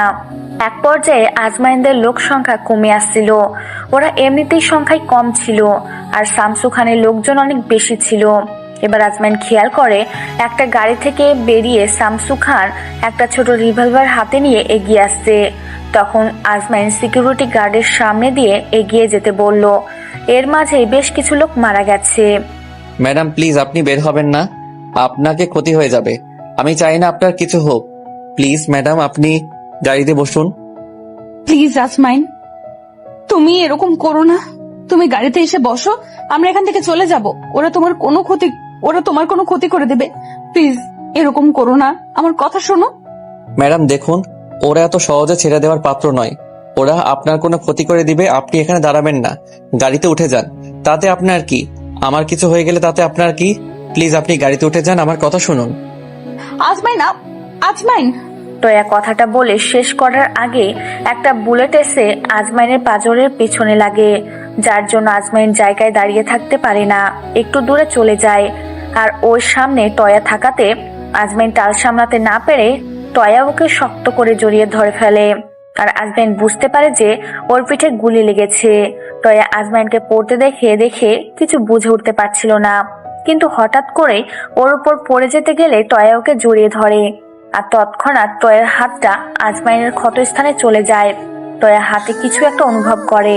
এবার হাতটা সামনে নিয়ে আসতে ও হাতের রক্ত দেখে তৎক্ষণাৎ টয়া একটা চিৎকার দিয়ে ওঠে। কথাটা বলতেই আজমাইন টয়ার থেকে নিজেকে ছাড়িয়ে নেয়, আর তৎক্ষণাৎ পেছনের দিকে ঘুরে গুলি করতে লাগে। শামসু খান ওকে গুলি করেছে। এবার আজমাইন শামসু খানকে গুলি করতে গেলে ও বুঝতে পারে ও রিভলভারে গুলি নেই। তখন আজমাইন আর কোনো উপায় না পেয়ে রিভলভারটা শামসু খানের মাথা বরাবর ছুড়ে দিলে ওইটার মাথায় লেগে তৎক্ষণাৎ শামসু খানের হাত থেকে রিভলভারটা পড়ে যায়। আজমাইন বুঝতে পারে টয়ার এখানে রাখা ঠিক হবে না, তাই আজমাইন ওকে নিয়ে গাড়ির পেছনের দিকটায় চলে যেতে গেলে এবার শামসু খান রিভলভারটা উঠিয়ে টয়াকে তাক করে গুলি করতে গেলে আজমাইন ওর সামনে এসে দাঁড়ায়, আর সাথে সাথে শামসু খান রিভলভারে আরো 5টা গুলি আজমাইনের বুকে করে দেয়। আজমাইন এরকম অবস্থা দেখে টয়া আজমাইন বলে একটা চিৎকার দিয়ে ওঠে। আজমাইন এখনো পুরো হুঁশে আছে। ও এবার আর কোনো উপায় না পেয়ে টয়াকে ছাড়িয়ে নিয়ে এবার সামনের দিকে এগিয়ে যায়। আর আজমাইনকে এগোতে দেখে শামসু খান পেছনে থাকে। এবার আজমাইন ওর একটা লোকের হাত থেকে রিভলভার নিয়ে তারপর শামসু খানের কপাল বরাবর 3টা থেকে 4টা গুলি করে দিলে শামসু খান ঘটনাস্থলেই মারা যায়। আজমাইন আর নিজেকে ধরে রাখতে পারছিল না। আজমাইন কোনো রকমে একবার পিছনে ফিরে দেখে টয়া করে কান্না করছে। আজমাইন একবার পিছন ফিরে দেখে টয়া চিৎকার করে কান্না করছে। ওর দিকে তাকিয়ে পড়ে যেতে গেলে টয়া দৌড়ে ওর কাছে আসে। আর এর মধ্যে শামসুর লোকজন পুলিশের গাড়ির শব্দে ভয় পেয়ে পালিয়ে যায়। টয়া দৌড়ে আজমাইনের কাছে আসতে থাকে। আর আজমাইন তৎক্ষণাৎ মাটিতে পড়ে গেছে। আর রোডের উপর থেকে তাকিয়ে কোনো রকমে দেখছে টয়া ওর দিকে তাকিয়ে কান্না করতে করতে এগিয়ে আসছে। আজমাইন একটা মুচকি হাসি দিয়ে যখনই চোখ বদ্ধ করে নিবে টয়া ওর পাশে বসে পড়ে আর ওর মাথাটা নিজের কোলের উপর নিয়ে বলতে শুরু করে। আজমাইন, এটা তুমি কি করলে? আমার জন্য তুমি নিজের জীবনটাকে। টয়া পুরো কথাটা বলার আগেই আজমাইন ওর মুখে একটা আঙুল দিয়ে ওর ঠোঁটগুলো বন্ধ করে দিয়ে বলতে শুরু করে। আমি না তোমার বডিগার্ড মারা গেলে কিছু যায় আসে না। আমি তো তোমার দেহরক্ষী, নিজের জীবনটা দিয়ে তোমাকে বাঁচিয়ে দিয়ে গেলাম। আমি তোমাকে বলেছিলাম যে আমি বেঁচে থাকতে আমার ভালোবাসার কিছু হতে দিব না। আমি জানি আমার ভালোবাসাটা কখনো পূর্ণতা পাবে না। এইভাবে আব্বু আম্মুর সামনে গিয়ে কি করে দাঁড়াই বলো? যে জন্য আমি বাসা থেকে পালিয়ে আসলাম সেটাই করতে পারলাম না। এভাবে খালি হাতে ফিরে গেলে আম্মু খুব রাগ করবে জানো তো। আর এরকম ব্যর্থ চেহারা আমি ওদের দেখাতে পারবো না। আর আমার ভালোবাসার মানুষটার কিছু হয়ে গেলে আমি এর জবাব কি করে দেব বলো? তাই তোমাকে বাঁচিয়ে দায়িত্বটা পালন করে গেলাম। আজমাইন, তুমি এটা কেন করতে গেলে? আমি তোমাকে টয়া ভালোবাসার কথাটা সম্পূর্ণ বলে ওঠার আগেই আজমাইন আস্তে করে চোখ দুটো বন্ধ করে নেয়। আর তৎক্ষণাৎ টয়া চিৎকার করে ওকে বুকে জড়িয়ে হাউমাউ করে কান্না করে ওঠে। এর মাঝে পুলিশের গাড়ি থেকে পুলিশ দৌড়ে নেমে আসে। আর ওর পিছে আলম সাহেব আর যে সিকিউরিটি গার্ডগুলো বেঁচে ছিল তারা দৌড়ে ওদের কাছে আসে। আর টয়া আজমাইনকে জড়িয়ে ধরে কান্না করতে করতে বলে, আজমাইন, কেন এমনটা করতে গেলে? আমাকে বাঁচাতে গিয়ে তুমি নিজের জীবনটা দিয়ে দিলে। আমি এখন কাকে নিয়ে বাঁচবো? তোমাকে একটা বার ভালোবাসার মতো সুযোগ আমাকে দিলে না। আমি ভুল করেছিলাম তোমাকে ফিরিয়ে দিয়ে। আমি জানতাম না তুমি এইভাবে আমাকে বাঁচাতে গিয়ে আমাকে ছেড়ে চলে যাবে। আমি আজকে কখনো তোমাকে এখানে আসতে দিতাম না। আজমাইন, কলিজা, একবার কথা বলো আমার সাথে। একটাবার তাকাও আমার দিকে। কলিজা, আরে কলিজা, তাকাও না আমার দিকে। আমি তোমাকে ছাড়া থাকতে পারবো না। একটা বার কথা বলো। এই কয়েকটা দিন তুমি আমার সাথে কথা বলনি। আমি নিজেকে কেমন করে আমি বেঁধে রেখেছি আমি শুধু সেটা জানি। আমি ভেবেছিলাম এই লোকগুলো আইনের আওতায় আসলে তোমাকে নিজের ভালোবাসার কথাটা বলে দিব। তুমি বডিগার্ড দেখে তোমাকে ভালোবাসিনি, এটা তুমি ভুল ভেবেছো। প্লিজ কলিজা, একটাবার কথা বলো। আমি তোমাকে অনেক ভালোবাসি। একটাবার তোমাকে ভালোবাসার মতো সুযোগ দাও। আমি তোমাকে ছাড়া থাকতে পারবো না। এই কলিজা, তাকাও না আমার দিকে। প্লিজ কলিজা, একবার কথা বলো। দেখো আমি তোমার কলিজা, আমি তোমার মায়াবতী। একবার মায়াবতী বলে ডাকো। প্লিজ কলিজা, তাকাও আমার দিকে। সবাই সেখানে জড়ো হয়ে গেছে। এবার আলম সাহেব বলতে লাগলো, ম্যাডাম, ওনাকে নিয়ে হসপিটালে যেতে হবে। যত দেরি করব তত ওনার বেশি ক্ষতি হবে। প্লিজ ম্যাডাম, আপনি কান্না করবেন না। ওনাকে নিয়ে হসপিটালে যেতে হবে। হ্যাঁ, আমার কলিজাটাকে বাঁচাতে হবে। ওকে ছাড়া আমি বাঁচতে পারবো না। আব্বুর মতো যদি আমার কলিজাটাও আমাকে ছেড়ে চলে যায়, আমি কাকে নিয়ে বাঁচবো? প্লিজ আপনারা একটু হেল্প করুন ওকে হাসপাতালে নিয়ে যেতে। এবার সবাই মিলে আজমাইনকে ধরাধরি করে একটা গাড়িতে তুলে দেয়। টয়াও গাড়িতে উঠে আজমাইনের মাথাটা ওর কোলের উপর নিয়ে ওর সাথে কথা বলার চেষ্টা করছিল। আর বারবার ওকে বুকের সাথে জড়িয়ে ধরে কান্না করছিল। পথটা যেন ফুরোতেই চাইছিল না। বারবার টয়া ড্রাইভারকে আরো জোরে গাড়ি ড্রাইভ করতে বলছিল। 20 মিনিটের মধ্যে ওরা একটা হসপিটালের সামনে চলে আসলো। সাথে সাথে সিকিউরিটি গার্ডগুলো এসে ধরাধরি করে আজমাইনকে হসপিটালের ভিতরে নিয়ে যায়। আর টয়া চিৎকার করে ডক্টর ডাকলে একজন ডক্টর আর কয়েকজন নার্স এগিয়ে আসতেই টয়া কান্না করে বলতে লাগলো, ডক্টর প্লিজ আমার কলিজাটাকে বাঁচান। ওর কিছু হয়ে গেলে আমি বাঁচতে পারবো না। Please doctor. ডক্টর একজন নার্সকে উদ্দেশ্য করে বলতে লাগলো, নার্স, ওনাকে এক্ষুনি অপারেশন থিয়েটারে নেওয়ার ব্যবস্থা করো। জলদি অপারেশন করতে হবে। ওরা আজমাইনকে নিয়ে অপারেশন থিয়েটারের দিকে যেতে থাকে। টয়ারও ওদের পিছনে পিছনে অপারেশন থিয়েটারের সামনে গেল। তারপর আজমাইনকে ভেতরে নিয়ে গেলে ডক্টর টয়াকে বলতে লাগলো, প্লিজ ম্যাডাম, আপনি ভিতরে আসবেন না, সমস্যা হবে। কথাটা বলেই ডক্টর ভিতরে চলে যায়। আর টয়া সেখানে কান্না করতে করতে দেওয়ালে পিঠ ঠেকিয়ে ওইখানেই ফ্লোরে বসে পড়ে আর হাড়ুতে মুখ গুজে ফুপিয়ে ফুপিয়ে কান্না করতে শুরু করে। এর মধ্যে সমস্ত টিভি চ্যানেলে নিউজের হেডলাইন চলছে যে এলাকার এমপিকে কে বা কারা অ্যাটাক করেছিল, আর ওনার কিছু না হলেও ওনার বডিগার্ডকে কারা এমপিকে খুন কারা আটক করেছিল, আর অবস্থা খুব গুরুতর। এখন বাঁচবে কি মরবে সেটা কেউ জানে না। শায়লা বেগম সোফায় বসে বসে টিভি দেখছিল। এর মধ্যে এরকম কিছু নিউজ শুনে তৎক্ষণাৎ ওনার চোখ আটকে গেল একটা ছবির উপর। ছবিটার কারো নয়, ওনার কলিজার টুকরো ছেলে আজমাইন। শায়লা বেগম এমন কিছু দেখার সাথে সাথে একটা চিৎকার দিয়ে কান্না করে উঠল। ওনার চোখ দিয়ে টপ টপ করে শুধু পানি পড়ছে। এবার আব্বু আম্মুর এমন চিৎকার শুনে দৌড়ে আসে আর বলতে শুরু করে, কি হলো, তুমি কান্না করতেছো কেন? আর কি হয়েছে এভাবে চিৎকার করলে যে? শায়লা, কথা বলো। আর কান্না করছো কেন বলো, কি হয়েছে শায়লা? হেই শালা, তোমার কি হয়েছে প্লিজ বলো আমাকে। আম্মু কোনো কথা বলতে পারছে না, শুধু চোখ দিয়ে অনবরত পানি গড়িয়ে পড়ছে। আব্বু বারবার ওনাকে জিজ্ঞেস করছে কি হয়েছে। এবার আম্মু হাতটা উঁচু করে টিভির দিকে দেখাতেই আফজাল আহমেদ টিভির পর্দায় তাকাতেই ওনার চোখ আটকে গেল। ওনার ছেলের ছবি বারবার নিউজের হেডলাইনে দেখাচ্ছে।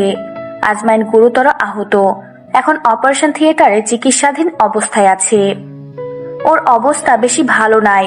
নিউজটা দেখার সাথে সাথেই আফজাল আহমেদের মুখটা নিমেষের মধ্যেই কালো হয়ে আসে আর চোখ দিয়ে পানি পড়তে শুরু করে। আব্বু কিছু বলার আগেই আম্মু ওনাকে জড়িয়ে ধরে হাউমাউ করে কান্না করে দেওয়ার আর বলতে শুরু করে, ওগো, আমার ছেলের এই কি হাল হলো? আমার ছেলেটা বাঁচবে তো? ওর যদি কিছু হয়ে যায় আমি বাঁচবো না। প্লিজ বলো না, আমার কলিজার টুকরার কিছুই হবে না। তুমি একটু বলো না।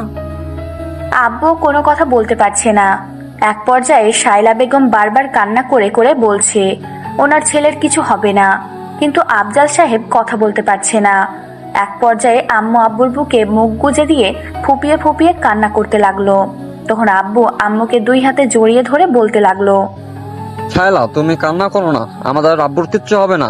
আমরা এক্ষুনি ওর কাছে যাব, প্লিজ তুমি কান্না করো না। ওগো, আমার ছেলেটার কিছু হয়ে গেলে আমি যে বাঁচতে পারবো না। তুমি বলো না আজমাইন কিছু হবে না। না না, আমার ছেলের কিচ্ছু হবে না, তুমি প্লিজ একটু শান্ত হও। আব্বু আম্মুকে নিয়ে তৎক্ষণাৎ হসপিটালের উদ্দেশ্যে রওনা দেয় আর আফজাল আহমেদ ওনার চলে যায় আনা হয়।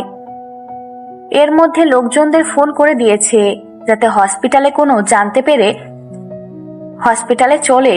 টয়ার আম্মু ঘটনাটা জানতে পেরে আসে। এসে দেখে টয়া অপারেশন থিয়েটারের সামনে হাঁটু গেড়ে বসে কান্না করছে। টয়া আর আম্মু ওর কাছে গিয়ে বলে, মামনি, কথাটা বলতেই এবার টয়া অশ্রুসিক্ত নয়নে ওর আম্মুর দিকে তাকায়। টয়া কান্না করে পুরো শেষ হয়ে গেছে। আম্মু কিছু বলতে যাবে তার আগেই টয়া উঠেই ওর আম্মুকে আস্তে পৃষ্ঠে শক্ত করে জড়িয়ে ধরে হাউমাউ করে কান্না করে দেয় আর ওর আম্মু বলতে শুরু করে, মামনি, তোমার কিছু হয়নি? তুমি কান্না করছো কেন? প্লিজ কথা বলো, কি হয়েছে তোমার? টয়া এতটাই কান্না করছিল যার জন্য বারবার ফুপিয়ে ফুপিয়ে উঠল। টয়ার নিঃশ্বাস নিতেও কষ্ট হচ্ছিল। টয়া ছোটবেলা থেকেই কান্না করতে পারে না। কান্না করতে গেলে খুব সহজে হেঁচকে উঠে যায় আর ওর নিঃশ্বাস নিতে খুব কষ্ট হয়। টয়ার আম্মু ওকে অনেকক্ষণ যাবৎ জিজ্ঞেস করার পর টয়া ভাঙা ভাঙা কণ্ঠ বলতে লাগলো, আম্মু, আজমাইন। হ্যাঁ মামনি, কি হয়েছে বলো। মামনি, কি হয়েছে বলো আমাকে। টয়া কান্না করার ফলে কোনো কথা ঠিকমতো বলতে পারছিল না। এবার আলাম সাহেব আজমাইনের সাথে যে ঘটনা ঘটেছে সেটা খুলে বলল। টয়ের আম্মু ওর মাথায় হাত বুলিয়ে দিতে দিতে বলতে লাগলো, মামনি, আর কিছু হবে না, তুমি শান্ত হও। ওর গুলি লেগেছে, তাতে তুমি কাঁদছো কেন বলো তো? তোমার তো কিছু হয়নি। আম্মু, আমি আজমাইনকে ভালোবাসি। আমি ওকে নিজের থেকেও বেশি ভালোবাসি, কিন্তু ওকে বারবার দূরে সরিয়ে দিয়েছিলাম। টয়া এবার ওদের প্রথম দেখা থেকে শুরু করে এ পর্যন্ত সব খুলে বলল। আম্মু আর কিছু বলার মতো ভাষা খুঁজে পাচ্ছিল না। টয়া ফুপাতে ফুপাতে বলতে লাগলো। আম্মু, আমি আজমাইনকে অনেক ভালোবাসি, ওকে ছাড়া বাঁচতে পারবো না। আব্বুর মতো আজমাইনও যদি আমাকে ছেড়ে চলে যায়, আমি ওকে ছাড়া থাকতে পারবো না। আম্মু বলো না, ও ভালো হয়ে যাবে, ঠিক হয়ে যাবে, আমার সাথে কথা বলবে। আম্মু, এই কয়েকটা দিন আজমাইনের সাথে কথা বলিনি, আমার বারবার নিঃশ্বাস বন্ধ হয়ে কথা বলেনি। আমার আমার মনে হচ্ছিল আমি আমার কলিজাটাকে কেউ দূরে সরিয়ে দিচ্ছে। আর আজকে যখন ওর এই অবস্থা, আম্মু আমার নিঃশ্বাস বন্ধ হয়ে আসছে, মনে হচ্ছে আমি এক্ষুনি মারা যাব। আম্মু বলো না, ও ঠিক হয়ে যাবে, ওকে ছাড়া কিন্তু আমি থাকতে পারবো না। প্লিজ আম্মু বলো না, ও ঠিক হয়ে যাবে। টয়ার আম্মু কি বলবে কোনো ভাষা খুঁজে পাচ্ছে না, আর টয়া ফুপিয়ে ফুপিয়ে কান্না করছে আর কথাগুলো বলছে, তাই কথাগুলো শোনা যাচ্ছে না। সিকিউরিটি গার্ড থেকে শুরু করে হসপিটালে যত লোক ছিল সবাই টয়ার এরকম কান্না করা দেখছে। এর মধ্যে আজমাইনের আব্বু আম্মু হসপিটালে চলে আসে আর দৌড়ে হসপিটালে ঢুকে, আর এসে দেখে অপারেশন থিয়েটারের সামনে দাঁড়িয়ে টয়া ওর আম্মুকে জড়িয়ে ধরে কান্না করছে। এবার আজমাইনের আব্বুর কয়েকজন লোক এসে ওদের আজমাইনের অপারেশন থিয়েটারের সামনে যেখানে টয়া ওর আম্মু ছিল সেখানে নিয়ে যায়। আফজাল আহমেদ আর শায়লা বেগম ওদের কাছে আসতেই শায়লা বেগম টয়ার আম্মুর মুখের দিকে তাকিয়ে শায়লা বেগম নিশ্চুপ হয়ে গেল, কারণ টয়ার আম্মু আর কেউ না, ওনার বহুদিনের আমা আরা বেগম, কলেজ লাইফের বেস্ট ফ্রেন্ড মিতা। শায়লা বেগম কান্না ভেজা কণ্ঠে, আমার ছেলে কোথায়? শায়লা বেগমের কথা শুনে এবার টয়ার আম্মু অর্থাৎ মিতাও ওনার দিকে তাকিয়ে রইল। আজমাইনের আব্বু টয়াকে দেখেই চিনে ফেলল, কারণ আফজাল আহমেদ জানে টয়া এই শহরের এমপি, আর তাছাড়া আজমাইন তেমন এই শহরে আগে কখনো আসেনি। কাজের জন্য বিদেশে ট্যুর করে, কিন্তু দেশের কোথাও তেমন ঘোরাফেরা করে না। আর টয়া মাত্র কয়েকটা দিন হলো এমপি হয়েছে, তাই আজমাইন ওকে আগে তেমন ভাবে আগে কখনো দেখেনি বা চেনে না। শায়লা বেগমকে দেখে মিতা অর্থাৎ টয়ার আম্মু ওনাকে জিজ্ঞেস করে, মিতা, আজমাইন আমাদের ছেলে, আমাদের একমাত্র আদরের সন্তান, কলিজার টুকরা। বিয়ের জন্য চাপ দিয়েছিলাম বাসা থেকে, তাই ও বিয়ে করবে না বলে বাসা থেকে বেরিয়ে আসছিল। বলেছিল যে ওর মনের মতো কাউকে বিয়ে করবে, তাই এখানে চলে আসছিল। কিছুদিন আগে আমার সাথে কথা হয়েছে, আজমাইন আমাকে বলেছিল ওর নাকি টয়া নামের কাউকে পছন্দ হয়েছে, আমাদের সামনে নিয়ে আসবে, ওকে নাকি আমাদের সামনে নিয়ে যাবে। এটাই কি তোর মেয়ে? আর ও কাঁদছে কেন? হ্যাঁ, ও আমার মেয়ে টয়া, আর আমার মেয়ে তোর ছেলেকে ভালোবাসে। টয়ার কিছুতেই কান্না থামছে না। এবার টয়ার আম্মু মিতা আজমাইনের আব্বু আম্মুকে সব খুলে বলার পর আজমাইনের আব্বু আম্মু টয়ার দিকে তাকিয়ে রইল। টয়া কান্না করতে করতে নিজের গেছে। টয়ার চেহারার প্রিয়জন হারানোর একটা ভয় বোঝা যাচ্ছিল, বারবারও ফুপিয়ে ফুপিয়ে উঠছে, কান্না করে করে পুরো চোখ মুখ লাল করে ফেলেছে। টয়া নাক টানতে টানতে বলতে লাগলো, আম্মু, আমি আজমাইনকে ছাড়া থাকতে পারবো না, তুমি বলো না আজমাইন ঠিক হয়ে যাবে।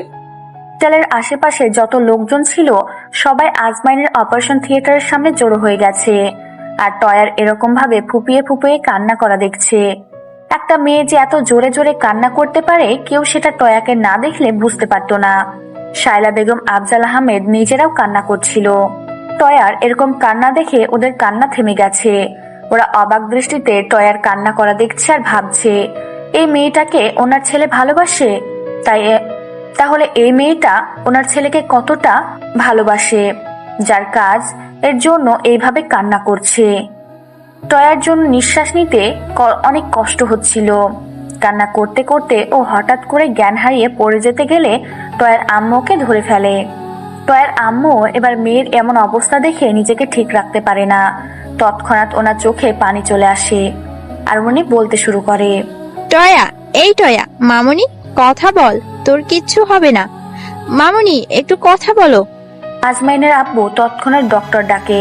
একজন নার্সের টয়াকে একটা কেবিনে শিফট করে দেয়, আর ডক্টর ওকে দেখে বলে, বেশি কান্না করার দরুন আর অনেকটা ভয়ের কারণে এইভাবে জ্ঞান হারিয়ে ফেলেছে।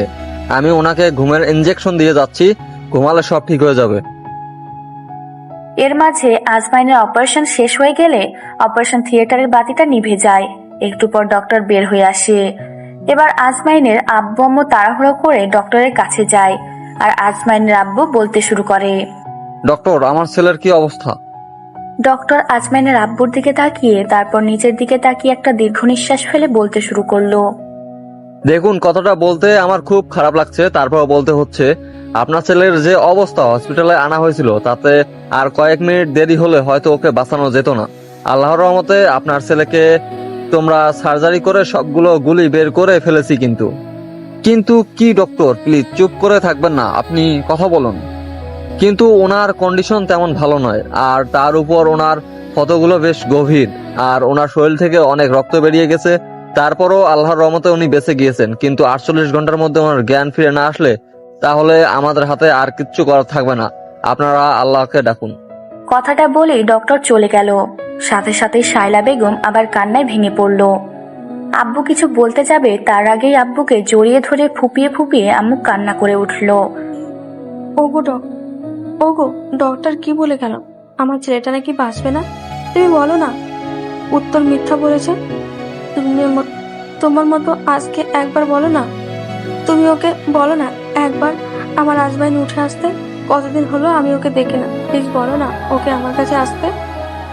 আজমাইন, এই আজমাইনের আব্বু, একটু কথা বল না আমার সাথে। দেখ ডক্টর কি সব আজে বাজে কথা বলছে। প্লিজ আব্বু, তুই এভাবে চুপ করে থাকিস না। দেখ তোর আম্মু তোর জন্য কত কান্না করছে। প্লিজ আব্বু, একটাবার আয় আমার কাছে। আমি কথা দিচ্ছি আমি আর কখনো তোকে কোনো বিষয়ে জোর করব না। প্লিজ একটাবার আমার বুকে ফিরে আয়। কান্না করতে করতে দিনটা শেষ হয়ে রাত নামে। কারো কান্না থামছে না। আফজাল আহমেদ, শায়লা বেগম আর টয়ার আম্মু পর্যন্ত কান্না করছে। টয়া এখন গভীর ঘুমে তলিয়ে আছে। ডক্টর ওকে ইঞ্জেকশন দিয়ে ঘুম পাড়িয়ে দিয়ে গেছে। না হলে ও যে কি করতো আল্লাহই ভালো জানে। হয়তো কান্না করতে করতে আবার জ্ঞান হারিয়ে ফেলতো। রাত 10টার দিকে টয়ার জ্ঞান ফিরে আর ওর আজমাইনের কথা মনে পড়তে টয়া পাগলামি করতে শুরু করে। টয়ার জ্ঞান ফিরেছে দেখে মিতা ওকে কিছু বলতে যাবে তার আগে উঠে বসে। আর আবার তৎক্ষণাৎ আজমাইনের কথা মনে পড়ে গেলে টয়া হাউমাউ করে কান্না করতে থাকে আর বলতে থাকে, আম্মু আমার আজমাইন কোথায়? আমি আজমাইনের কাছে যাব, প্লিজ আম্মু আমাকে যেতে দাও। বলো আমার আজমাইন কোথায়? ও ভালো আছে তো? প্লিজ আম্মু আমাকে ওর কাছে নিয়ে চলো। আম্মু আমি আমার কলিজাটাকে একবার দেখবো, প্লিজ বলো না ও ঠিক হয়ে গেছে। টয়ার আম্মু কোনো কথা বলতে পারছিল না। এইবার টয়া উঠে যেতে গেলে আম্মুকে জন্য নিজের বুকে শক্ত করে আটকানোর জন্য নিজে জড়িয়ে ধরে আর বলতে শুরু করে, মামুনি তুমি শান্ত হও, তোমারই আজমাইন, কিছু হয়নি, ও ঠিক আছে, একটু পরে ওর জ্ঞান ফিরে আসবে।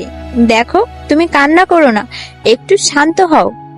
আমাকে আজমাইনের কাছে যেতে দাও, আমি আমার কলিজাকে একবার দেখবো, প্লিজ আম্মু আমাকে যেতে দাও।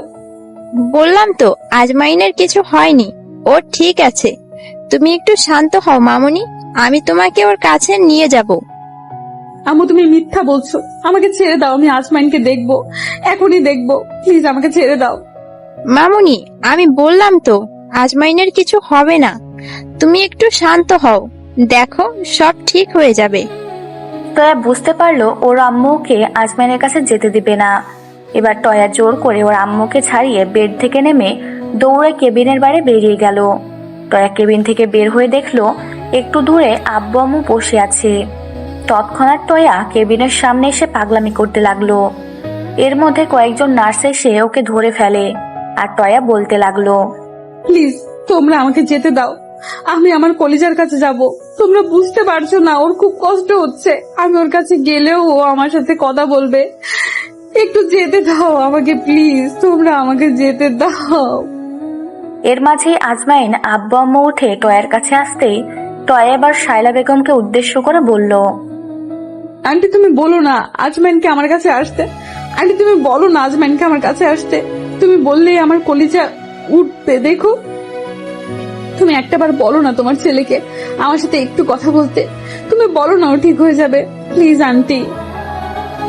জানো না আমি ওকে কতটা ভালোবাসি, তুমি বলো না আন্টি, আমি ওকে যতটা ভালোবাসি ও তার থেকে আমাকে বেশি ভালোবাসে, আন্টি বলো না ও ঠিক হয়ে যাবে, আমাকে একটু ওর কাছে যেতে দাও।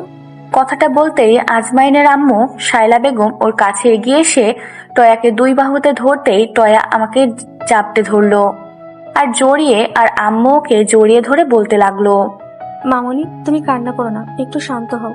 তোমার আজমাইনের কিচ্ছু হবে না। দেখো, আমি জানি তুমি আমার ছেলেকে অনেক ভালোবাসো। একটু শান্ত হও। আমাদের ভালোবাসার জোর তোমার হাজবেন্ডকে আল্লাহ ফিরিয়ে দেবে। দেখো আন্টি, আমি জানি আমার জান আমাকে ছেড়ে যেতে পারে না। আমাকে একটু ওর কাছে যেতে দাও। আমি ওর সাথে কথা বলেই দেখো, আমার জান আমার সাথে কথা না বলে থাকতেই পারবে না। শায়লা বেগম আজমাইনের এরকম অবস্থা নিজেকে শান্ত করতে পারছিল না, কিন্তু টয়ার এরকম কান্না করা দেখে উনি উল্টো টয়াকে সান্ত্বনা দিচ্ছে। অনেকক্ষণ ধরে আব্বু আম্মু টয়াকে বোঝালো। এর মাঝে ডক্টর আসে। তখন টয়া ডক্টরকে ভিতরে যাওয়ার কথা বললে ডক্টর টয়াকে সবটা বলে দিল। ও সব শোনার পর টয়ার কান্নার গতি আরো বেড়ে গেল। টয়াকে কি করে সামলাবে বুঝে উঠতে পারছিল না। শায়লা বেগম বুঝতে পারছে এভাবে কান্না করলে টয়া আবার অজ্ঞান হয়ে যাবে। আর কোনো উপায় না পেয়ে এবার আম্মু টয়ার মাথায় হাত বুলিয়ে দিয়ে বলতে লাগলো, মামনি, তুমি একটু শান্ত হও আর আল্লাহকে ডাকো। দেখো, তোমার হাজবেন্ড ঠিক হয়ে যাবে। আল্লাহর কাছে চাও, তোমার ভালোবাসার মানুষটা ঠিকই ফিরে আসবে। একটু শান্ত হও। তুমি এইভাবে ভেঙে পড়লে ওকে কে সামলাবে বলো? এবার টয়া হঠাৎ করে কান্না থামিয়ে দেয়। আর ওর মনে হলো যে মাঝরাতে আল্লাহর কাছে হাত তুলে কিছু চাইলে আল্লাহ তাকে ফিরিয়ে দেয় না। এবার টয়া বোঝার চেষ্টা করলো কয়টা বাজে তখন। হসপিটালে একটা ঘড়ির দিকে নজর যেই দেখলো রাত 3টা বাজে। ও তৎক্ষণাৎ ওর আম্মুকে ছেড়ে দিয়ে তারপর যেতে গেলে ওর আম্মু জিজ্ঞেস করতে লাগলো, কোথায় যাচ্ছ মামুনি? আমি আল্লাহর কাছে আমার আজমাইনকে ভিক্ষে চাইবো। আমি মোনাজাত তুলে আমার আজমাইনকে চাইবো, ছেড়ে দাও আমাকে। টয়ার আম্মু বুঝতে পারলো যে টয়া কি করতে চাইছে, কারণ টয়ার আগে থেকেই নামাজ পড়ার অভ্যাস আছে। তাই টয়ার আম্মু ওকে নিয়ে হসপিটালের ইবাদতখানায় দিয়ে আসলো। টয়া অজু করে তারপর 2 রাকাত নফল নামাজে দাঁড়িয়ে গেল। তো নামাজের মধ্যেও টয়ার নামার কান্না থামছিল না। নামাজের মধ্যে কান্না করছিল, সেজদায় পড়ে কান্না করছিল।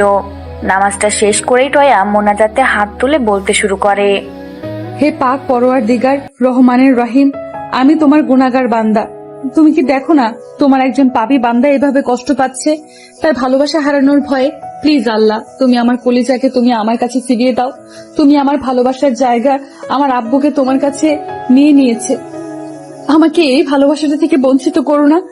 আজমাইন আমার জীবনে না থাকলে আমি একা হয়ে যাব। প্লিজ আল্লাহ, তুমি আমার কলিজাটাকে আমার কাছে ফিরিয়ে দাও। ও যদি আমার লাইফে না থাকে তাহলে আমাকে এত ভালোবাসবে কে? আমি ওর ভালোবাসাটাকে ফিরিয়ে দিয়ে অন্যায় করেছি, এর জন্য তুমি আমাকে শাস্তি দাও। আমি জীবনে প্রথমবার তোমার কাছে কিছু চাইছি, প্লিজ আমাকে ফিরিয়ে দিও না। আমার কলিজাটাকে আমাকে ফিরিয়ে দাও। ও যদি না থাকে তাহলে আমাকে কে এত ভালোবাসবে, কে মায়াবতী বলে ডাকবে? আমার সব পাপের শাস্তি তুমি আমাকে দাও। দরকার পড়লে তুমি আমার আজমাইনকে বাঁচিয়ে দিয়ে তুমি আমাকে নিয়ে যাও। দাও, ওকে বাঁচিয়ে দাও। ওর কিছু হয়ে গেলে আমি বাঁচতে পারবো না, তার থেকে তুমি আমাকে নিয়ে যাও। আমার কলিজাটাকে তুমি ফিরিয়ে দাও।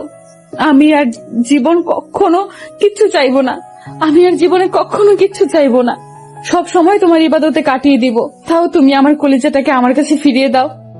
টয়া মোনাজাত এতটাই লম্বা করেছে যার জন্য ফজরের আজানটা পর্যন্ত শোনা যাচ্ছিল। টয়া মোনাজাত ধরে কান্না করতে করতে ওভাবেই ঘুমিয়ে পড়ে। 48 ঘন্টা পার হতে আর মাত্র 5 থেকে 6 ঘন্টা বাকি আছে। হঠাৎ করে সকাল 10টার দিকে টয়ার ঘুম ভাঙলে ও তৎক্ষণাৎ তাড়াহুড়ো করে উঠে আজমাইনের কেবিনের সামনে যায়। আর এর মধ্যে ডক্টর বেরিয়ে আসে। তখন টয়া ডক্টরকে বলতে শুরু করে, ডক্টর, আমার আজমাইন। টয়ার কথায় ডক্টর একটা মুচকে হাসি দিয়ে বলতে লাগলো, আপনি যেভাবে কান্নাকাটি করে আল্লাহর কাছে আপনার ভালোবাসার মানুষটা কোরআন ভিক্ষা চেয়েছেন, সেটা হসপিটালের সবাই শুনে অবাক। আর সেটা মহান সৃষ্টিকর্তাও শুনতে পাবে না। অবশ্য শুনেছেন আপনার আজমাইন জ্ঞান ফিরে এসেছে। আপনি চাইলে ওনার সাথে গিয়ে দেখা করতে পারেন। কথাটা বলতে টয়া আবারও কান্না করে দেয়। এবার ওর আম্মু ওর কাছে আসে আর আজমাইনের আব্বু আম্মু কেবিনে চলে যায়। টয়াকে কান্না করতে দেখে টয়ার আম্মু বলতে লাগলো, মামুনি, আবার কি হলো? এখন কান্না করছো কেন? আল্লাহ তো তোমার আজমাইনকে ফিরিয়ে দিয়েছে। এখন কান্না করো না প্লিজ। কান্না করতে করতে অনেকবার জ্ঞান হারিয়ে ফেলেছিলে। এখন তো তোমার আজমাইন ঠিক আছে। টয়া কোনো কথা বলতে পারছিল না। আসলে এই কান্নাটা ওর কষ্টের নয়, আনন্দের। আল্লাহ ওর ডাক শুনেছে, সেই আনন্দের। অন্যদিকে আজমাইনের আব্বু আম্মু কেবিনে যেতেই দেখলো আজমাইন ফ্যাল ফ্যাল করে তাকিয়ে আছে। তখন আমায় পান করে করে তাকিয়ে আছে। তখন আম্মু ওর পাশে গিয়ে বসে, ওর একটা হাত নিজের 2 হাতের মুঠোয় নিয়ে চুমু দিতে লাগলো। তখন আজমাইন উঠে বসার চেষ্টা করলে আব্বুকে বলতে লাগলো। আব্বু তুমি ওঠো না, শুয়ে থাকো। শায়লা বেগম আজমাইনের হাতে চুমু খাচ্ছে আর কান্না করছে। এবার আজমাইন বলতে লাগলো, সরি আম্মু, আমি জানি আমার জন্য তোমরা কতটা কান্না করেছ।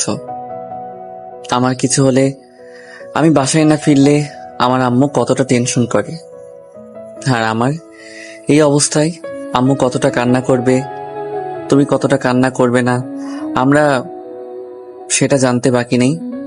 আমার সেটা জানতে বাকি নেই। আমাকে মাফ করে দিও। আমি বুঝতে পারিনি ঘটনাটা এরকম হয়ে যাবে। আসলে টয়াকে বাঁচাতে গিয়ে শেষ পর্যন্ত আর কোনো উপায় না পেয়ে এমনটা করতে হয়েছে। আম্মু কোনো কথা বলছে না, শুধু আজমাইনের হাতে চুমু দিয়ে যাচ্ছে। এবার আম্মু আজমাইনের হাত ছেড়ে ওর সারা মুখে চুমু দিতে লাগলো। তারপর একটা সময় শান্ত হয়ে আম্মু ওকে বেশ কিছুক্ষণ বকা দিতে লাগলো। তখন আজমাইন বলতে লাগলো, আম্মু এখন তো একটু শান্ত হও, দেখো আমি ঠিক আছি, বললাম তো কিছু হয়নি। আর তুমি এভাবে কান্না করো না তো, তোমার কান্না আমার সহ্য হয় না। চুপ, একদম চুপ। তুমি জানো তোমার জন্য আমার কতটা টেনশন হচ্ছিল, আমি কতটা ভয় পেয়ে গেছিলাম। আম্মু আমাকে নিয়ে তোমার আর টেনশন করতে হবে না। আমি এখন থেকে তোমার সব কথা শুনবো আর বাসা থেকে কোথাও যাব না। দেখো, আর তোমাদের পছন্দের মেয়েকে বিয়ে করে নেব। তোমরা যা বলবে আমি সেটাই শুনবো। তাও কান্না করো না প্লিজ। আজমাইন কথাটা বলে মুখটা মলিন করে নিল। আর আব্বু আম্মু ওর মুখের দিকে অদ্ভুতভাবে তাকিয়ে রইল। তখন আজমাইন বলতে লাগলো, কি হলো ওইভাবে তাকিয়ে আছে যে? আমি তো বললাম তোমরা যাকে বলবে আমি তাকেই বিয়ে করে নেব। তাও কান্না করো না প্লিজ। এবার আম্মু নিজেকে স্বাভাবিক করে চোখগুলো মুছে নিয়ে বলতে লাগলো, আম্মু শায়লা বেগম যাকে তাকে বিয়ে করবে। যে মেয়েটা তোমার জন্য এতটা কান্না করেছে, বারবার জ্ঞান হারিয়েছে, তাকে ছেড়ে আমাদের পছন্দের মেয়েকে বিয়ে করবে মানে কি? কথাটা শুনে আজমাইন বুকের ভেতর একটা মোচড় দিয়ে ওঠে। আজমাইন এবার তাড়াহুড়ো করে উত্তেজিত হয়ে বলতে শুরু করে। আম্মু তুমি কার কথা বলছো? কথাটা বলতে আজমাইনের আব্বু কান্নার মাঝেও একটা হাসি রেখা টেনে বলতে লাগলো, কার কথা আবার? তোমার মায়াবতীর কথা। জানো মেয়েটা তোমার জন্য কত কান্না করছে? তোমার জন্য কান্না করতে করতে পুরো একটা দিন অজ্ঞান হয়ে বেডে শুয়েছিল। কালকে রাতে যখন টয়ার জ্ঞান ফিরলো তখন ও আবার সারা রাত কান্না করছে। তারপর হসপিটালের ইবাদতখানায় গিয়ে নফল নামাজ পড়েছে। মোনাজাতে কান্না করে শুধু তোমার জীবনটা ভিক্ষা চাইছে। তুমি জানো কালকে সারা রাত ওইভাবে মোনাজাত ধরে কান্না করেছে। আর সেই মেয়েটাকে তুমি ছেড়ে তুমি অন্য কাউকে বিয়ে করবে মানে? কিন্তু আমাদের টয়াকেই পছন্দ, আর টয়াকেই আমরা তোমার বউ হিসাবে দেখতে চাই। কিন্তু আব্বু। আব্বু, আর কোনো কিন্তু নয়। যে মেয়েটা আমাদের ছেলেকে এতটা ভালোবাসে, সেই মেয়ের উপর তুমি রাগ করে থাকবে কি করে বলো? আজমাইনের রাগটা নিমেষে পানি হয়ে গেছে যখন শুনেছে টয়া ওর জন্য একটা দিন পুরো অজ্ঞান ছিল আর সারাক্ষণ শুধু ওর জন্য কান্না করেছে। আব্বু আম্মু আজমাইনের সাথে কথা বলে যাচ্ছিল, কিন্তু আজমাইন কোনো কথাই বলছিল না। এর মাঝে আজমাইন হঠাৎ করে বলল, আম্মু ওই পাগলিটা মনে হয় এখনো কান্না করছে, তাই না? সে আর বলতে, তোমার জ্ঞান ফিরেছে সেটা শুনে আরো বেশি কান্না করছে। আম্মু তোমরা একটু পাগলিটাকে আমার কাছে পাঠিয়ে দিবে। আমিও প্রথমে ওর উপর অনেক রাগ করেছিলাম, কিন্তু যখন শুনলাম আমার জন্য কান্না করেছে, তাই আর কি করে রাগ করে থাকি বলো তো? তোমরা ওই পাগলিটাকে একটু আমার কাছে পাঠিয়ে দাও না, না হলে ও সারাক্ষণ কান্না করবে। আম্মু তুমি জানো না টয়া কান্না করতে পারি না, কান্না করতে গেলে হেঁচকি উঠে যায় আর ওর নিঃশ্বাস বন্ধ হয়ে আসে। প্লিজ একটু ওকে পাঠিয়ে দাও। আব্বু আম্মু আজমাইনের কথা শুনে বেশ অবাক হলো, তাই আব্বু বলতে লাগলো। আজমাইন কিছু বলে ওঠার আগেই আম্মু বলতে লাগলো, এটা তোমাকে বলে দিতে হয়, যাকে ভালোবাসে তার সম্পর্কে এইটুকু জানবে না? এখন এখান থেকে চলো, এই পাগলের পাগলিটাকে আগে ওর কাছে পাঠিয়ে দিই। বলে আব্বু আম্মু একটা হাসি রেখা টেনে দিয়ে তারপর চোখ মুছতে মুছতে কেবিন থেকে বের হয়ে গেল। আর আজমাইন লাগলো ওই পাগলিটা ওকে কতটা ভালোবাসে, যার জন্য এতটা কান্না করেছে, কিন্তু এতদিন বলেনি কেন? আজমাইন টয়ার উপর প্রথমে খুব রাগ হয়েছিল যখন ওকে ফিরিয়ে দিয়েছিল, কিন্তু যখন ওর জন্য কান্না করে জ্ঞান হারিয়ে ফেলেছে শুনেছে, তখন ওর উপর রাগ করে থাকতে পারলো না। এবার আব্বু আম্মু বাইরে গিয়ে বলল, মামনি যাও, আজমাইন তোমাকে ডাকে। টয়া কথাটা শোনার সাথে সাথেই ওর আম্মুকে ছেড়ে দিয়ে দৌড়ে কেবিনে ঢুকে গেল। আর আজমাইন কিছু বুঝে ওঠার আগেই ওর পায়ের সাথে মাথা ঠেকিয়ে হাউমাউ করে কান্না করে উঠল। আজমাইন উঠতে পারছে না, আর টয়া ওর পাগুলো জড়িয়ে ধরে বলছে, কলিজা আমাকে মাফ করে দাও প্লিজ, আমার ভুল হয়ে গেছে। আমি যদি জানতাম এরকম কিছু একটা হবে, আমি কখনো তোমাকে ওই দিন ফিরিয়ে দিতাম না। আমি কি করব বলো? আমি তো তোমাকে কেন নিতে পারছিলাম না। আমি ভেবেছিলাম আমার যদি কিছু হয়ে যায় তুমি তাহলে খুব কষ্ট পাবে, আর আমার জন্য তোমার কিছু হোক আমি সেটা চাইনি। ভেবেছিলাম এই লোকগুলো ধরা পড়লে তোমাকে নিজের ভালোবাসার কথা বলে দিব, তাই তোমার থেকে দূরে দূরে সরেছিলাম। কিন্তু তার মধ্যে এসব হয়ে গেল, সব আমার জন্য হয়েছে। প্লিজ তুমি আমাকে মাফ করে দাও, আমি আর কখনো এরকম করব না। প্লিজ জান, আমাকে একটা বার মাফ করে দাও। আজমাইন টয়া কি বলবে তার আগেই ও কথাগুলো বলছে আর কান্না করছে। আজমাইন আর ওর কান্না সহ্য করতে না পেরেই বলল, এই পাগলি, আমার কাছে আসো, কান্না করো না প্লিজ। দেখো, কান্না করলে কিন্তু আমি খুব কষ্ট পাবো। জান, আমার কাছে আসো প্লিজ। না, ছাড়বো না। তুমি বলো আগে, আমাকে মাফ করেছো? তুমি আমার কাছে আসবে নাকি আমি আবারও? কথাটা বলতে রুহি বিদ্যুৎ গতিতে ওর কাছে এসে ওর মুখে একটা হাত দিয়ে আটকে দিয়ে বলতে লাগলো, না, তুমি এই কথা দ্বিতীয়বার বলো না। আমার খুব কষ্ট হয়, আমার খুব ভয় হয়। সেদিন তোমার যদি কিছু একটা হয়ে যেত, আমি বাঁচতাম না। জান, কি হলো? আবার কান্না করছো কেন? এখন তো আমি ঠিক আছি। একটা লোকের একটু তো কান্না থামাও। আমার জন্য সব হয়েছে। আরেকটা বার এই কথা বলবে না, না হলে কিন্তু আমি আবার। টয়া আবারও আজমাইনের মুখে হাত দিয়ে ওর কথা বলা বন্ধ করে দেয়। আর তখন টয়া আবার ওর পাশে বসে। মায়াবতী। টয়া কান্নাটা থামালেও এখনো ফুপিয়ে ফুপিয়ে উঠছে। তারপরে বলল, বলো কলিজা। আমি তো উঠতে পারছি না, তুমি কি আমার পাশে একটু শোবে? সরি। কথাটা বলতে দেরি, কিন্তু টয়ার আজমাইন শুতে দেরি হলো। টয়া আজমাইনের এক পাশে শুয়ে আজমাইনকে জড়িয়ে ধরে ওর বুকে মাথা রাখতেই আজমাইন একটু ব্যথায় কোকিয়ে উঠল। আউ! এই কলিজা, কি হলো তোমার? কথাটা বলেই টয়া আজমাইনকে ছেড়ে দিতে গেলে এবার আজমাইন ওকে দুই হাতে জড়িয়ে ধরে বলল, না, কিছু না। জানা তো শক্ত করে ধরলে তোমার ব্যথা লাগবে যে। লাগলে লাগুক, না হলে আদর করব কি করে? কথাটা বলতেই টয়া চোখ বড় বড় করে ওর দিকে তাকালো। তখন আজমাইন একটা মুচকি হাসি দিয়ে বলতে লাগলো, তোমাকে এখানে কি এমনি এমনি আসতে বলেছি নাকি? কতদিন হলো তোমাকে আদর করি না, আজকে একটু আদর করব তাই আসতে বলেছি। কিন্তু বিয়ের আগেই। মাঝে কেবিনে আবারও আজমাইনের আব্বু আম্মু আসলে টয়া ওদের দেখেই বলতে লাগলো, আঙ্কেল আন্টি আম্মু, তোমরা যাও তো, আমাকে একটু আমার কলিজার কাছে থাকতে দাও। টয়ার এরকম কর্মকাণ্ডে আজমাইন লজ্জায় চোখগুলো বন্ধ করে নিল। তখন টয়ার আম্মু আর আজমাইনের আব্বু আম্মু একটা হাসি দিয়ে তারপর কেবিন থেকে বেরিয়ে গেল। এবার টয়া আজমাইনের দিকে তাকিয়ে দেখে আজমাইন চোখ বন্ধ করে আছে।